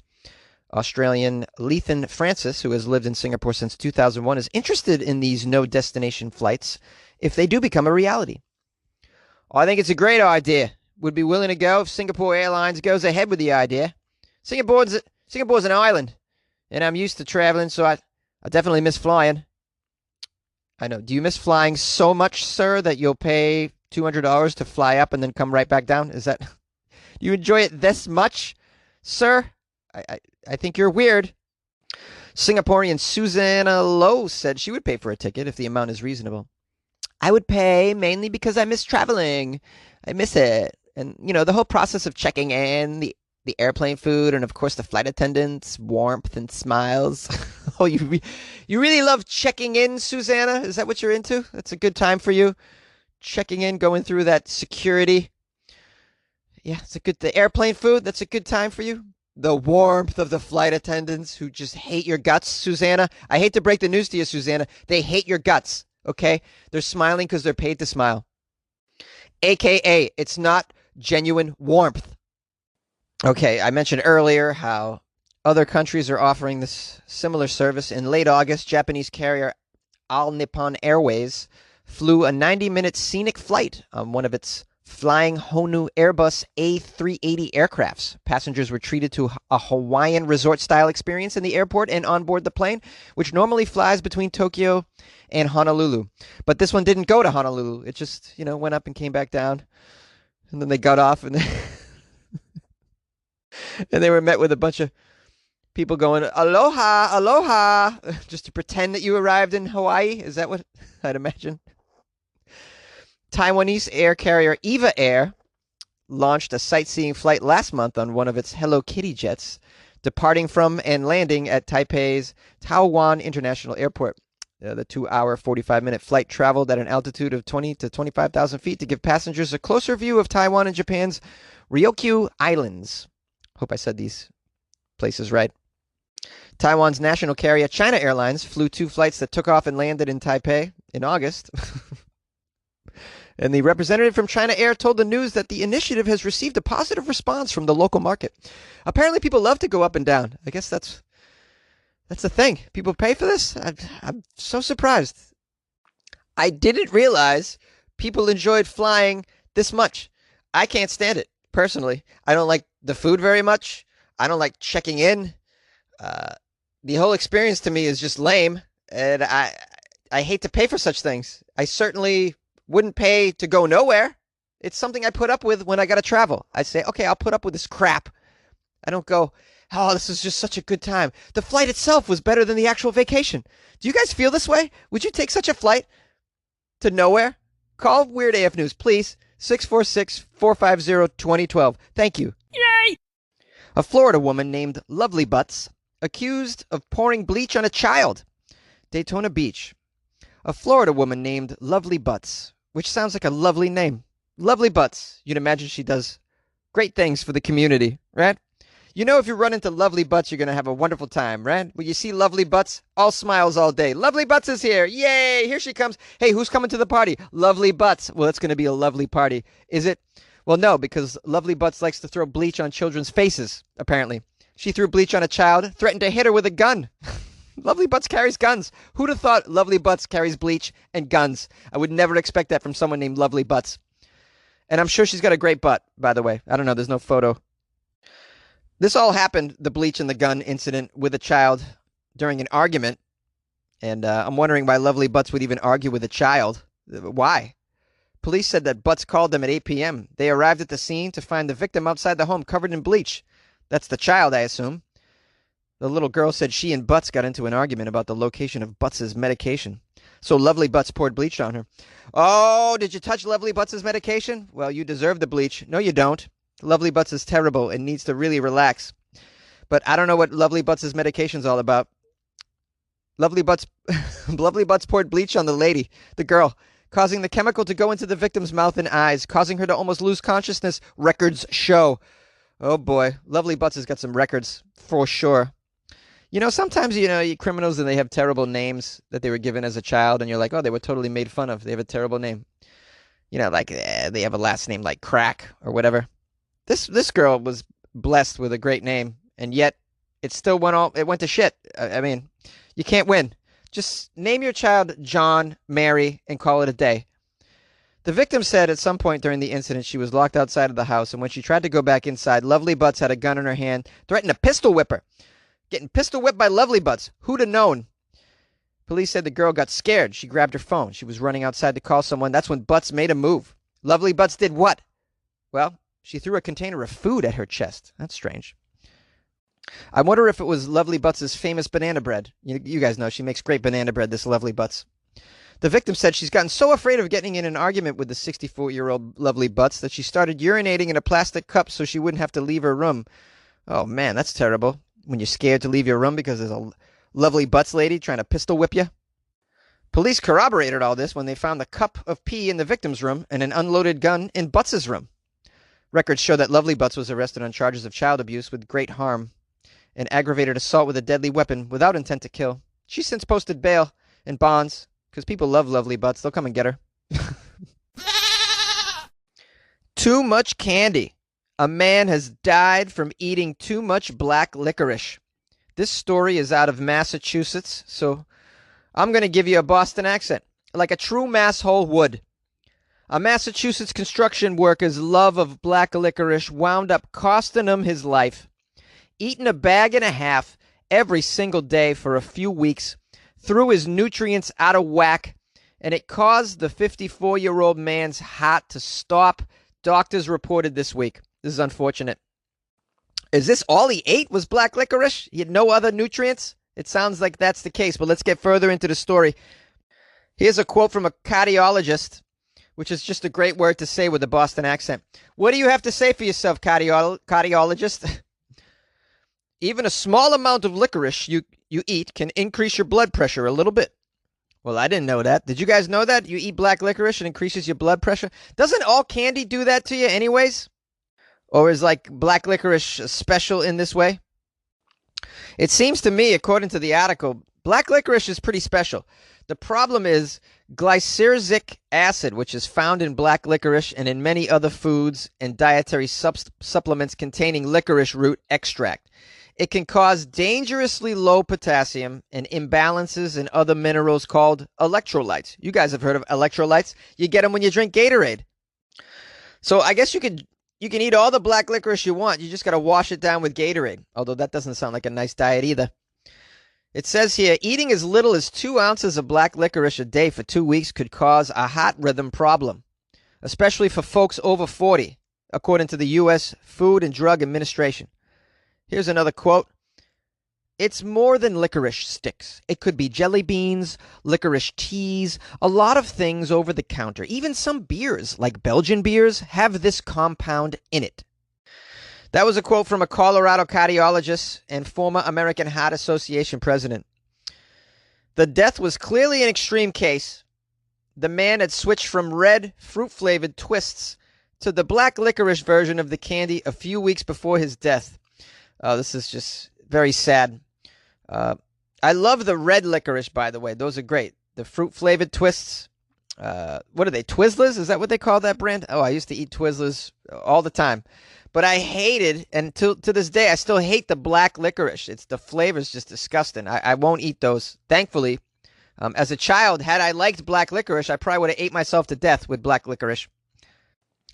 I mean, thank God you can't OD on Tootsie Rolls. I'll tell you right now. We would have had I wouldn't be here today to record this podcast in a closet. I'll tell you right now.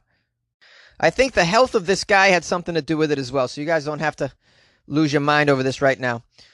Okay, so he collapsed while having lunch at a fast food restaurant. It doesn't sound like he's taking care of his body very much anyways. The doctors found he had dangerously low potassium, which led to heart rhythm and other problems. The emergency responders did CPR, and he did revive, but unfortunately he died the next day. And apparently this is dangerous, this glyceric acid. You got to watch out. Now, the FDA permits up to 3% of a food's content to have this glyceric acid inside it, but many of the candies and some licorice products don't reveal how much of it is contained per ounce. And doctors, are hoping that the FDA will raise attention to this risk and crack down on some of these licorice candies that are so damn dangerous, especially around Halloween, which is coming up, guys, Thankfully, I won't be trick-or-treating this year, so I'm not endangered, really. Normally, I wouldn't be endangered anyways, because like I said, I don't eat that black licorice stuff. I just can't stand it. It's wicked gross, as you know. I mean, I don't know. Maybe you guys like it, but I think it's weird. But I'm sure there's other things you want to be careful. You might be able to OD on candy corn as well, so just be careful of that. Just everything in moderation, guys, in life. That's how you do it. Everything in moderation. I feel really bad for this guy that OD'd on licorice because of all the things to go out on. That's not a lot of fun, all right? I mean, if you were ODing on, I don't know, cheesecake, I mean, that's a great way to go. Yeah, OD on cheesecake or pumpkin pie. I even love pumpkin pie. I mean, you just eat that till you're dead. I mean, there's certain things I don't mind eating till I'm dead. Black licorice is last on the list. The police break up a climate change cult that had a giant vagina. Yeah, this is real. Richmond, California. Richmond's Point Malate was the scene of some type of cult, or it may have been an activist gathering over the weekend, police say. Officers were called late at night and arrived to find a group of 50 to 60 people dressed in all black attire. It was claimed that they might be Antifa. However, they arrived via a party bus. So probably not Antifa. Could be a bachelor party. I mean, bachelor parties are into weird things. There's a giant vagina. This sounds like a bachelor party to me. But I'm no detective. Let's find out what was going on. These people were detained inside a dock building. According to the report, the group was listening to recordings about climate change and Mother Earth. All right, maybe this isn't a bachelor party after all. It's a climate change cult. Let's gather in abandoned buildings and talk about how the earth is warming and the glaciers are melting. Help us, Mother Earth. Heal us. I mean, I'm just trying to act out what was probably going on. Here's the kicker, though. The group was listening to the recordings about Mother Earth while assembled around a 4-foot-tall model of a vagina. That's amazing. No doubt they're praying to Mother Earth, and they're using this vagina, the symbol of life. Is this some kind of vagina cult? Is that what this is?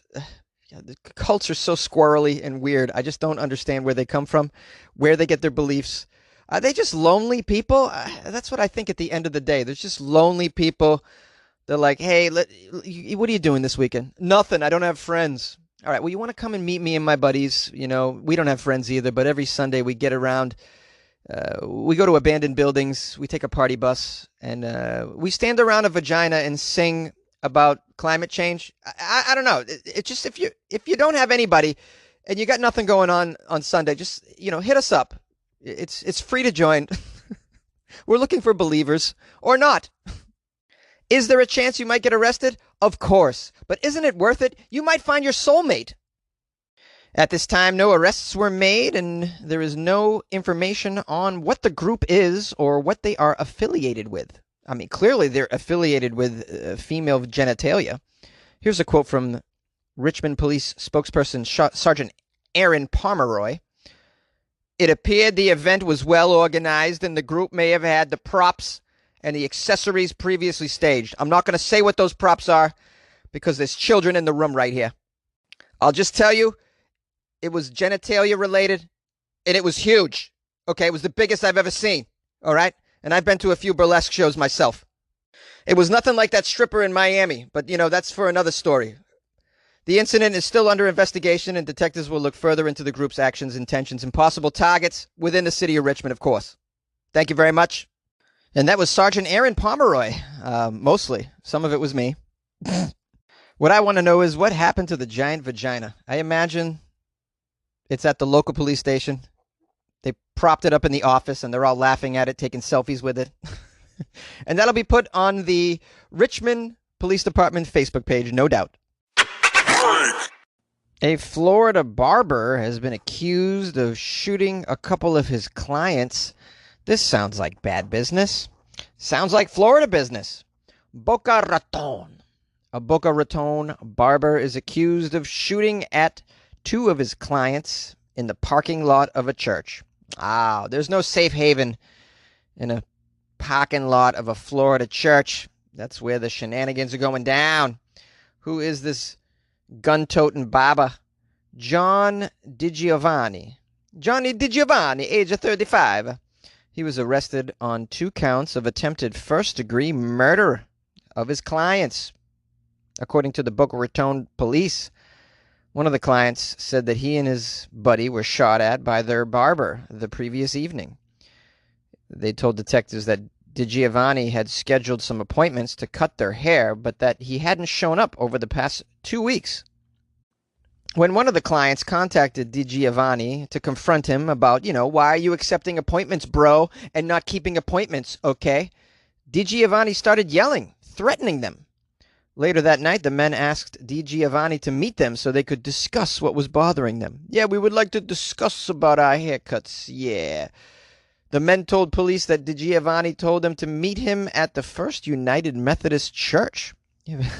However, when DiGiovanni arrived, he started yelling from his vehicle. It doesn't say exactly what he was yelling, but I'm sure it was something like this. What are you talking about? What are you? I keep appointments. What are you talking about? I'm busy. And then he pulled out a gun and he fired 3 shots at these men before driving away. Luckily, neither man was hurt, but neither man also got a haircut, so that's just unproductive of a night, They were probably hoping they could talk some sense into him, and that he would just give him a quick buzz in the parking lot of a church, right? Maybe tip the priest for using the property. Maybe that's what they thought was going to happen, but it didn't. Nope. DiGiovanni was pissed, shot him, ran away, didn't shoot them, didn't hit them. They weren't hurt, thankfully. Well, this is what happens when you got a pandemic and you can't really coordinate for your regular barber. You got to get some kind of rogue barber off Craigslist. Somebody like DiGiovanni. Hey, man, can I get an underground haircut? Although, we're talking about the state of Florida here. I highly doubt that anything is closed. So clearly you can get your nails done and your hair did. So I don't even know why they're hooking up with DiGiovanni. Maybe the guy gives the best fade in Boca Raton. I don't know. But is it worth getting killed over the guy who gives the best fade in Boca Raton? By the way, doesn't keep appointments and wants you to meet him in abandoned church parking lots? Shady. A man has been arrested and charged for trying to resurrect his dead grandmother in a cemetery. Knoxville, Tennessee officials say that a man was arrested after causing about $30,000 in damages at a cemetery. At about 2:30 in the afternoon on Monday, authorities responded to a report of some vandalism at a church cemetery on Huckleberry Springs Road. Ooh, Huckleberry Springs Road sounds like a lovely place. Not a place where people are digging up dead bodies. Well, when the officers arrived on the scene, they saw extensive damage to the cemetery. This included a lot of digging, like dug up spots here and there in the ground. Also some broken headstones. I'd imagine some flowers and gifts were scattered about. But is this a Halloween prank? What is going on here? Well, witnesses told the officers that a homeless man had stayed around the property and was actually responsible for damaging the cemetery.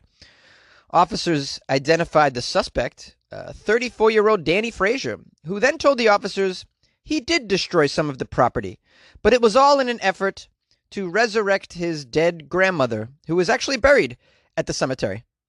But does Mr. Frazier even know where his grandmother is buried? It says here he dug up multiple spots in the ground and broke headstones. How do you explain that behavior? If you're just trying to find your grandmother, you should just pinpoint where her grave is and go to work. You should not deface or dig up any of the other plots, in my opinion. But then again, what do I know about resurrecting dead bodies? I know nothing, okay? I've just seen Frankenstein, and I didn't learn very much. Frazier was arrested and charged with vandalism and trespassing, but nothing demonic, which I thought was silly. He should be charged with something demonic related, right? This guy's trying to raise the dead. I mean, there's got to be a law against that, right? Now, a couple things are going on here. Either he's out of his mind and just damaging property and claims that it was all in the effort to resurrect his grandmother, who he greatly misses, or he's actually trying to resurrect his grandmother. And so I thought to myself, why would you resurrect your grandmother? And I came up with the top 5 reasons to resurrect your grandma. Here's reason number 5. Well, you want someone to watch your baseball or your basketball game. Now this is for a younger person who's playing team sports. Oftentimes it's difficult to get your family members to come support you at your little league. They have better things to do. You always have the grandparents, though, who are really just bored out of their minds. They'll come and watch your sport. They don't even care what it is. They don't even care how you do. They're just there to support. And it's one of the ways grandparents are very useful. Reason number 4 to resurrect your grandma.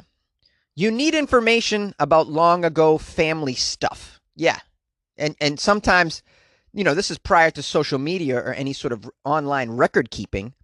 Some of that family information and those stories are only inside the brain of your grandma. So you got to sit down with her and make her some tea, get her to talk a little bit, or maybe give her some whiskey, loosen her up a bit. My grandma, I used to drink tea with, and she would tell me all sorts of stories about our family. We were loosely related to Rocky Marciano, who's an Italian boxer of fame, and she would tell me stories about him. And grandmas are useful for this sort of stuff. Reason number 3 to resurrect your grandma: you want to retrieve an important family recipe. Yes, hey, don't discount those old school family recipes. They're amazing and they should be passed down. And sometimes, your grandparent might pass away before giving you that recipe. You got to make sure you get that. That could be a reason to resurrect grandma. You want that old stuffed pepper recipe. That's what my great grandma used to make. Whoa, boy. Oh, did I say my grandma in the previous one? I meant my great grandmother used to tell me stories. Okay, moving on. Reason number 2 to resurrect your grandma: you forgot to call her before she died. I mean, we always forget to call our grandmas, right? And I deserve my grandma a call right now, and I tell myself I'm going to do it, but I hardly ever get to it, and it's a shame, and I need to put more effort into that. We always forget to call our grandmas, okay? So this is a reason to resurrect your grandma, just to have a little convo, see how she's doing, and before she goes back into the grave. And the number 1 reason to resurrect your grandma, guys, hold on to your seats. Here it comes. Dun, dun, dun. The number 1 reason to resurrect your grandma: she owes you money. Yeah, She owes you some money, so you got to get her back. Hey, you better pay me, grandma, okay? What do you think this is? You can just die without paying me? You can't die on your debts, okay? I'm bringing you back to life. You better pay me that money, grandma. It's NFL season, and I owe a bookie. I'm going to resurrect my grandma. Going to bring her right back from the dead today. She owes me some money, and I'm going to make a dead ass pay. A woman calls off her wedding with a ghost because he was doing too many drugs and partying too much. What happens when you fall in love with a ghost? Oh boy, let's learn. Well, you should probably get a shrink, but I doubt she did that. Her name is Amethyst Realm. She looks like she's out of her mind. 32 years old. She calls herself a ghost lover. She revealed how she had to call off her wedding with her ghost fiancé because he just kept disappearing. And he started doing drugs. He was disappearing, huh? That sounds like normal ghost behavior to me. They tend to appear and then disappear. I mean, I think the jury's still out on whether they're appearing anyways. She obviously can see the damn thing. I don't know how a ghost does drugs. I'm willing to learn how that's possible. Let's get into the article a little further. Here's a quote from this crazy lady. We've called the wedding off, okay? It was going really well until we went on holiday. He completely changed. I think maybe he fell in with a bad crowd when we were on holiday. He just started becoming really, really inconsiderate. He disappeared for long periods of time. When he did come back, he'd bring other spirits to the house, and they'd just stay around for days. I think he started doing drugs and partying a bit too much. He used to come back, and these spirits would stay for days at a time. There'd be crashing and banging and strange noises.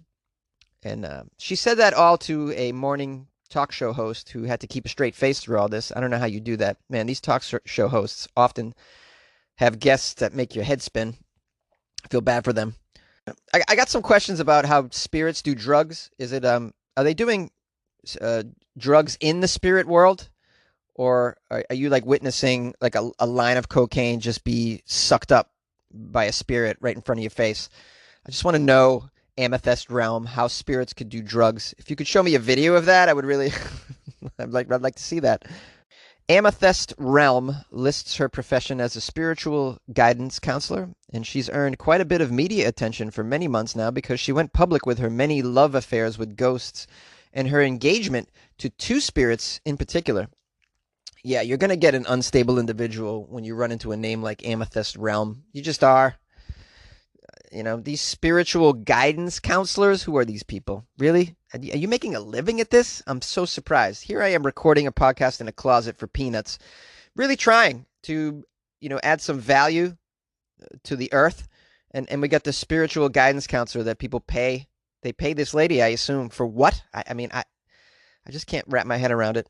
It just seems unfair to me, that people like this can make a living, Now, in 2018, this lunatic appeared on the British TV show ITV This Morning, and she claimed that she cheated on her fiancé with a ghost and has since gone on to have supernatural affairs with at least 20 paranormal beings.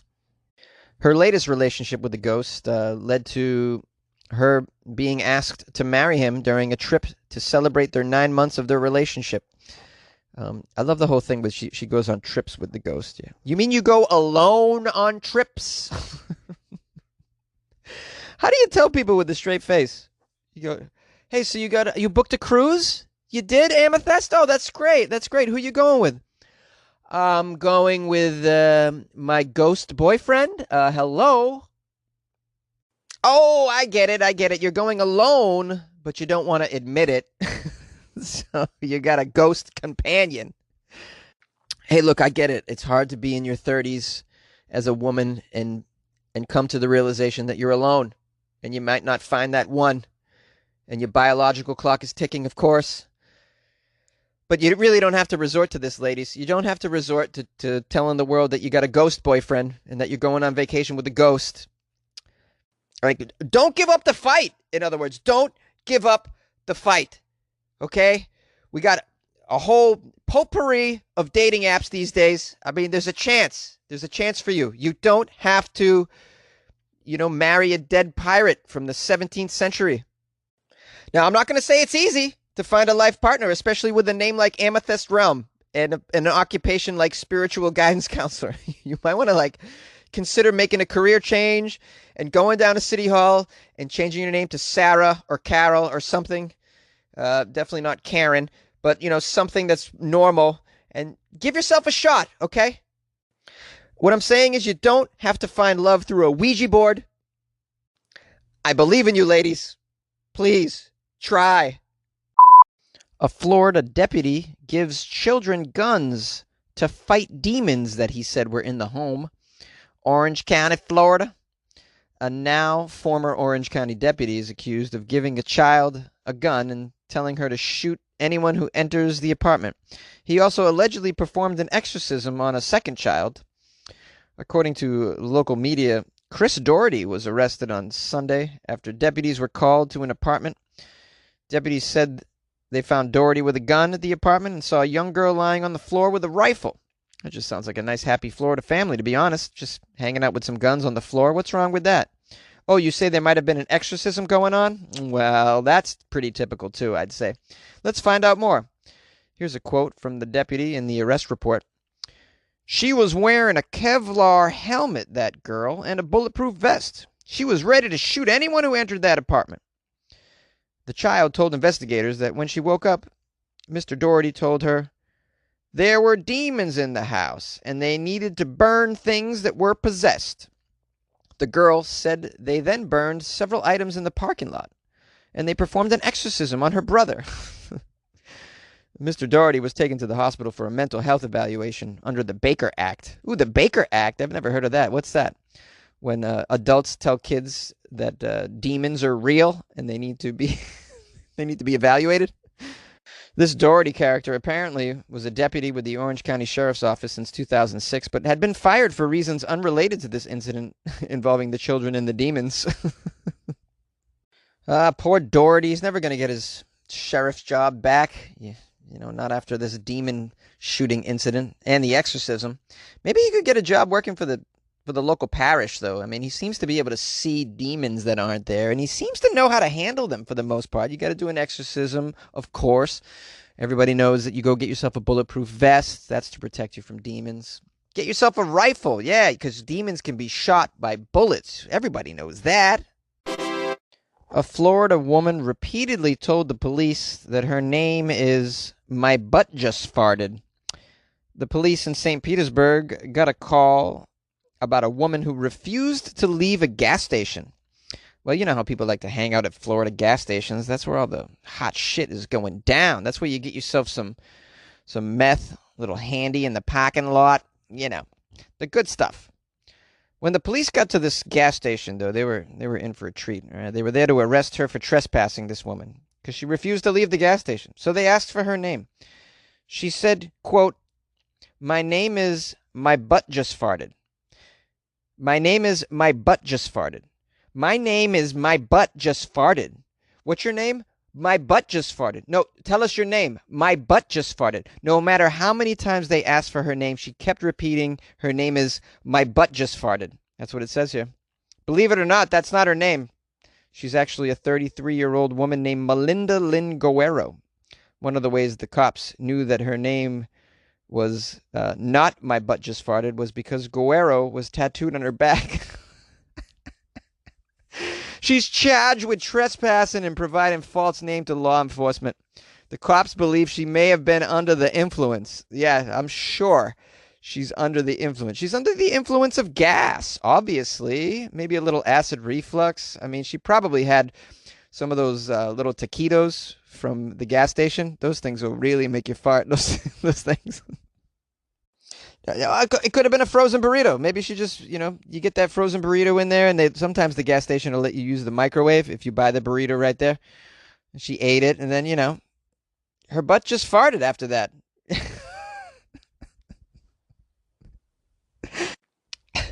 This is the kind of thing you can't make up. It's just such a strange choice. My butt just farted. Because like if I was going to tell you that I farted, I wouldn't even use those words to tell you that I just farted. My butt just farted. Who says it like that? So even if she's trying to explain to the cops that she has gas, this is just a weird way to do it. My butt just farted. That's not what you say. No one says it like that. I mean, unless you're like a child. You're like, what did you just do? What did your butt just do? My butt just farted. Like a child would say that. An adult, a 33-year-old woman named Melinda wouldn't say this. And that's probably why we believe she's under the influence. A student was allowed to dress up as Hitler for book week, and the principal regrets it. A child at St. Philip's sought permission to wear a costume and won a prize even. Won a prize for the best dressed as Hitler, along with students from a visiting school that was Jewish. Can you imagine? Oh, what school is coming to visit us? A Jewish school? Now's the time to break out my Hitler costume.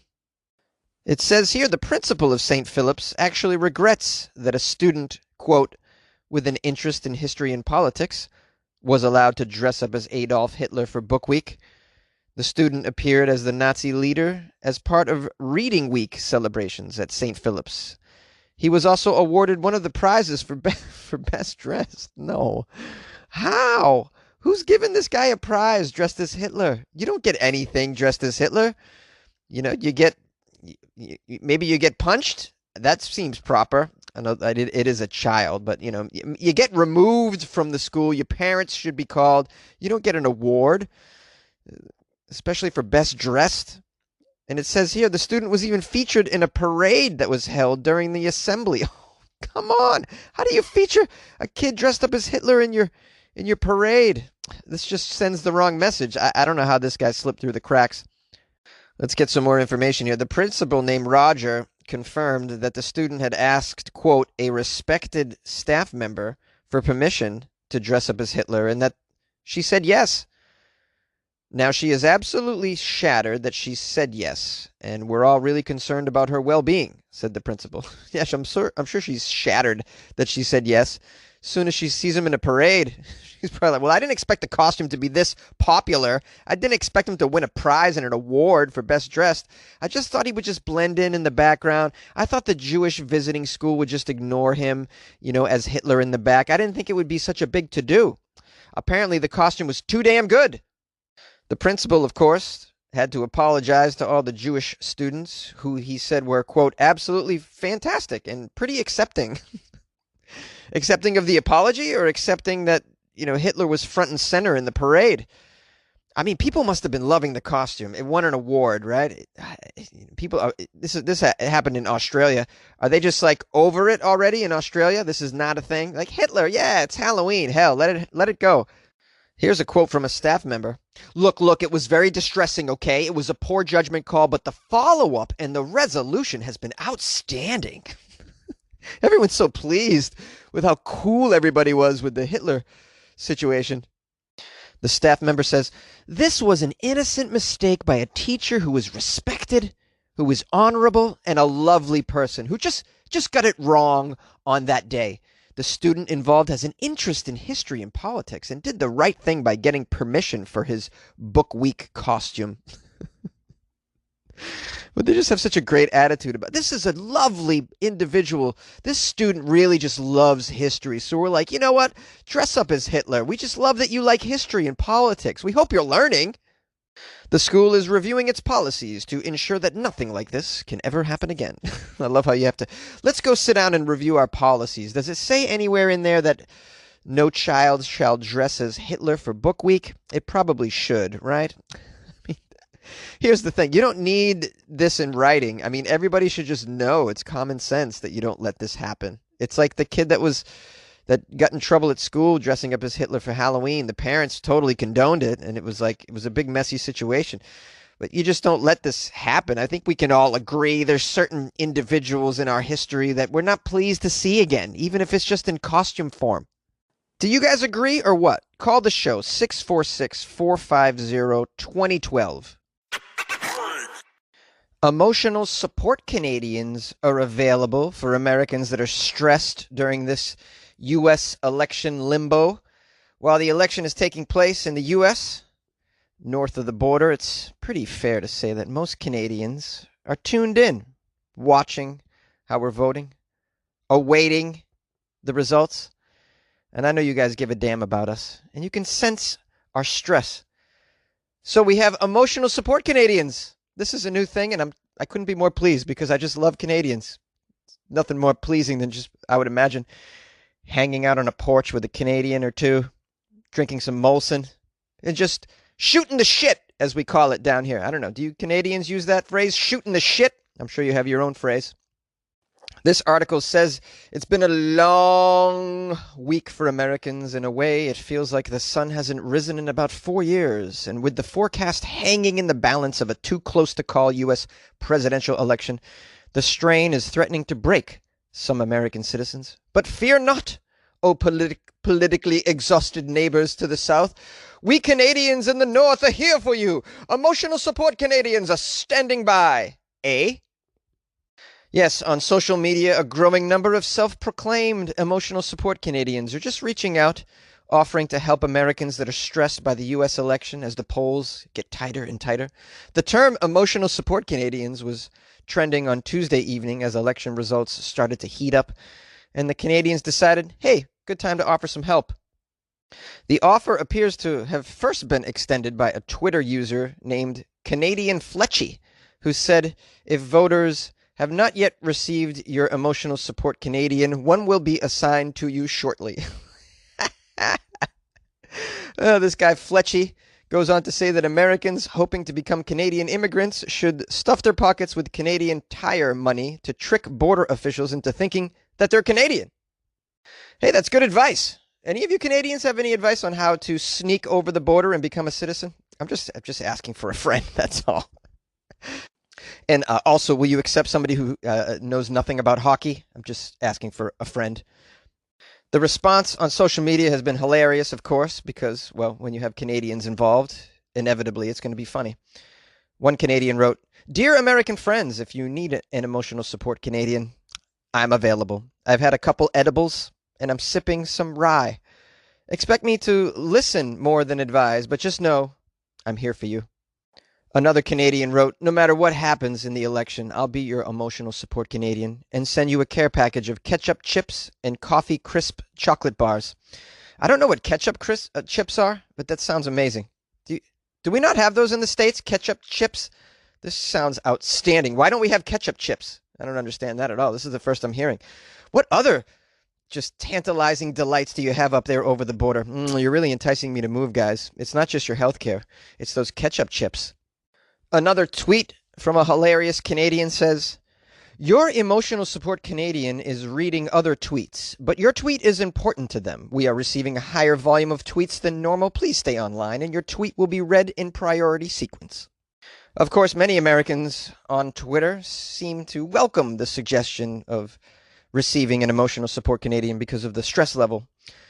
I myself, I'm not that stressed about the election. I just want an emotional support Canadian because I just think like there's no better people to have a beer with than Canadians. That's just my assumption. I don't know. I haven't had a beer with all walks of life. I mean, it's on my bucket list to have beers with everybody in the world, but I'm not quite there yet. I need some travel ducats, and then we can make that happen. But man, drinking beers with Canadians, yeah. What is this rye? I want some of that too. Yeah, I'm going to probably need that. Well, listen, to my Canadian listeners, please call the show 646-450-2012. And let me know what exactly you would offer Jonesy for emotional support at this stressful time in life. You can also email me, funnyjones@gmail.com. A woman that was arrested for self-care outside a 7-Eleven was recently caught committing the same offense outside a Popeyes restaurant. Self-care is in quotes, so you know what it really means is some sort of lewd, lascivious activity. Very Florida of her. This is the woman that was masturbating in the 7-Eleven? That was her, right? In September, yes. Vanessa Lee Jones. I remember her. You guys remember Vanessa? Oh, good times. Wherever she goes, everybody's enjoying Vanessa when she's in a 7-Eleven parking lot. Do you remember? She's from Newport Richey. She was caught in front of a 7-Eleven convenience store, partaking in a little bit of self-care. To make matters worse, Vanessa was masturbating in full view of not just a man, but it was a man and his nephew. Do you remember?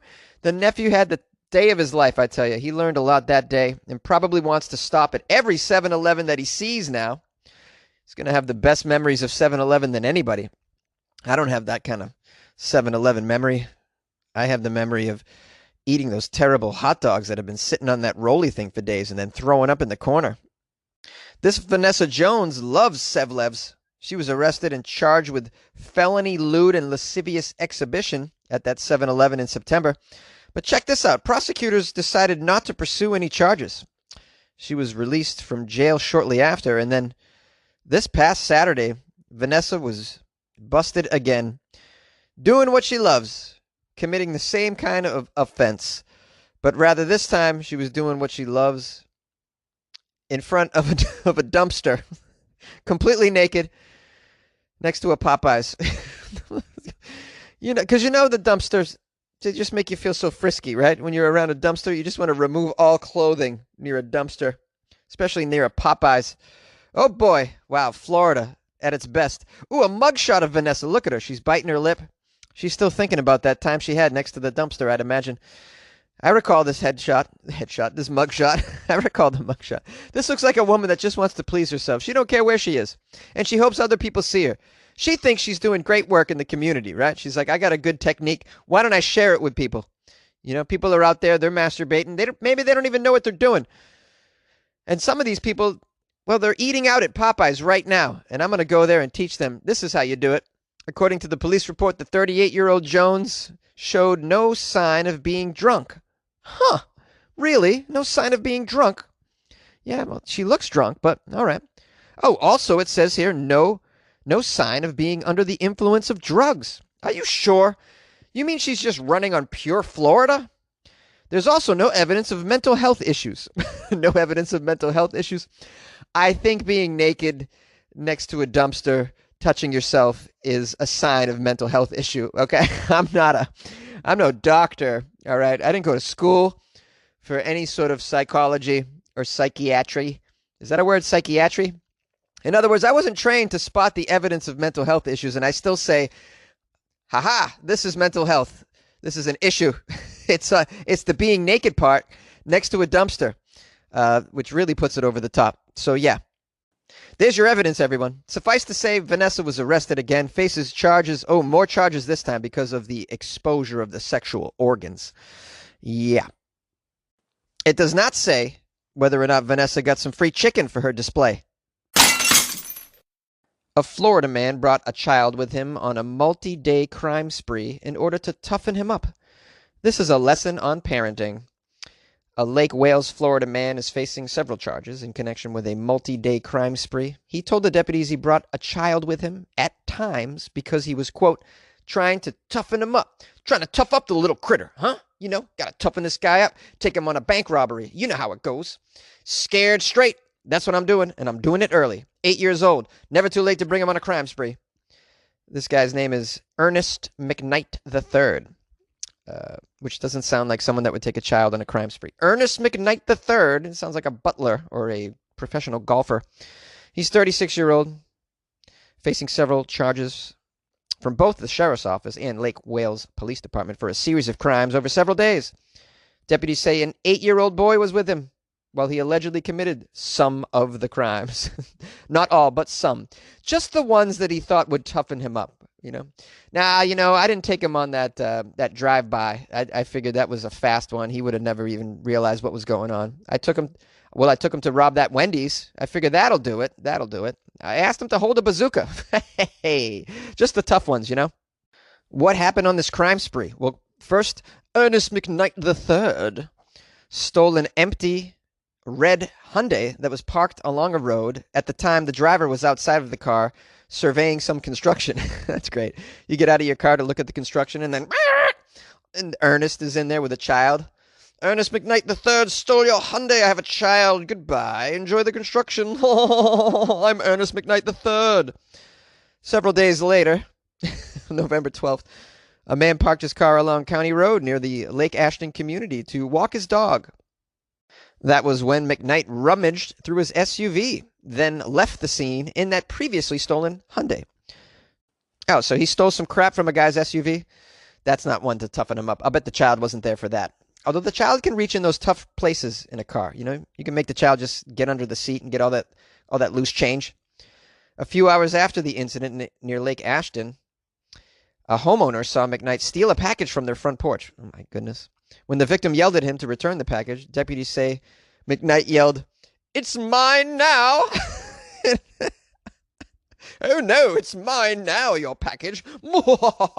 And then he drove away in the Hyundai. That's unbelievable, this guy. Lake Wales police say they tried to pull McKnight over in the Hyundai, but he refused to stop. The sheriff's office aviation unit was able to find the car behind a house. When asked why he had the 8-year-old with him, detectives say McKnight told them, "Oh, I was trying to toughen him up. I don't want him to be soft, you know. He's got to wear that McKnight family name, the family crest. You know, we come from a long line of knights, you know. We're the McKnights." McKnight was arrested, and the child was reunited with his family. Who's the family? I assume it's not McKnight. Here's a quote from the sheriff. "Taking a child out with you while committing felonies is not the proper way to create a positive influence." Oh, thanks, Captain Obvious. "I'm quite confident that there is not a child psychologist out there who would agree with this guy's idea of proper activity for a child."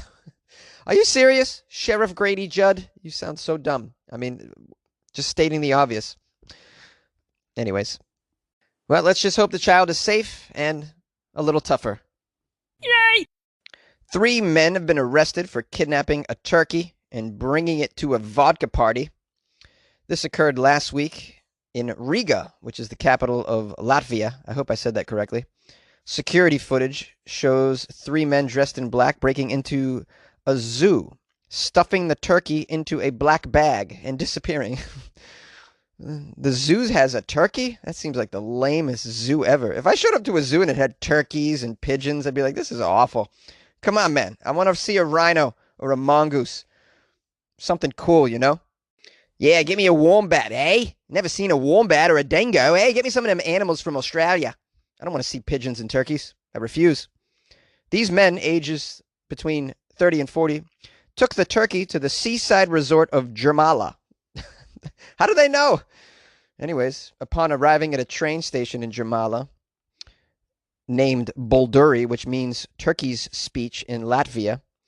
Is that just a coincidence that the train station's called Bulduri? Or is that the name of the town, Bulduri? Either way, if it means turkey's speech, this is very coincidental. Is this story even real? We'll never know, guys. Let's just enjoy it for what it is.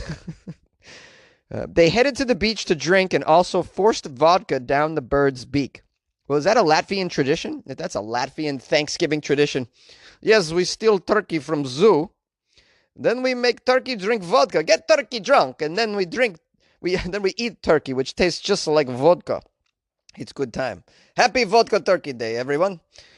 The party was over when the police noticed the men with the turkey and arrested them for burglary and trespassing. So the beach was even off limits. No, that's trespassing for the zoo. My bad. It's hard to follow all of the trail here. By the way, what a strange place to take a turkey to the beach. Let's get turkey to beach and party on the beach. Turkeys love beach and vodka. Good time for a turkey. Hey, turkey, you ever have spring break? Well, you about to. Ha, ha, ha. It's better. Hey, thank goodness you're not in America. They cut off your head by now, okay? We take you to beach, get you drunk. Huh? Aren't you happy to be in Latvia? The turkey was returned home to its zoo, the lamest zoo, I declare, in the world. And it also appeared on local news. It was unharmed, but visibly hungover. It says here, one of the suspects was celebrating his 34th birthday, and the other two decided to celebrate it in this strange way, says the police chief. Now the trio will face criminal charges for burglary, trespassing in an organized group. She said, adding that the suspects had been previously fined for hooliganism and a string of other misdemeanors. Ooh, hooliganism is a thing, huh? What is that? Just standing on the corner and drinking a little vodka? You got yourself a little pack of cigarettes rolled up in your sleeve. You offering some butts to kids. Hey, kid, you want a cigarette? Hey, enough of your hooliganism, okay? Clearly, these guys are hooligans. Robbed a turkey of its... They almost killed the turkey with vodka. I mean, this is just... I mean, in this instance, I am so for animal rights. See, the animal rights groups, right? They're always like doing weird things. You ought to stop people from kidnapping animals and bringing them to the beach and getting them drunk. Do the world some good, animal rights groups. These poor turkeys all over Latvia getting force-fed vodka over the holidays. Why don't you do something about that, huh? Come on, PETA. The police shut down a Christmas mall kiosk after an intoxicated Santa Claus, Mrs. Claus, and Elf had a threesome in public. Yes, have a holly jolly threesome at a Christmas mall kiosk. This happened in Ohio. The cops had to shut down a mall kiosk last week after 3 intoxicated employees partook in some sexual acts in public, aka lewd, lascivious behavior in public. And please do yourself a favor and Google this story because you must see the faces of these people. This must be the ugliest threesome party I have ever seen in my life. If I witnessed these 3 getting it on in public, I would be horrified. Therapy would be needed. I would be suffering from PTSD forever. Post-threesome traumatic syndrome, whatever that is. But it's post-nasty people threesome syndrome. This is horrible. I feel bad for the children that had to walk by this. Oh, the conversations between the parents and the children after this scene, I can only imagine. This happened in a place called Zanesville, where the police intervened after several complaints of shoppers alleged that inappropriate sexual behavior was taking place. Elmer Hines, age 73, Janet Weaver, age 62, and Elliot McCanister, age 43, were found intoxicated and in possession of crack cocaine.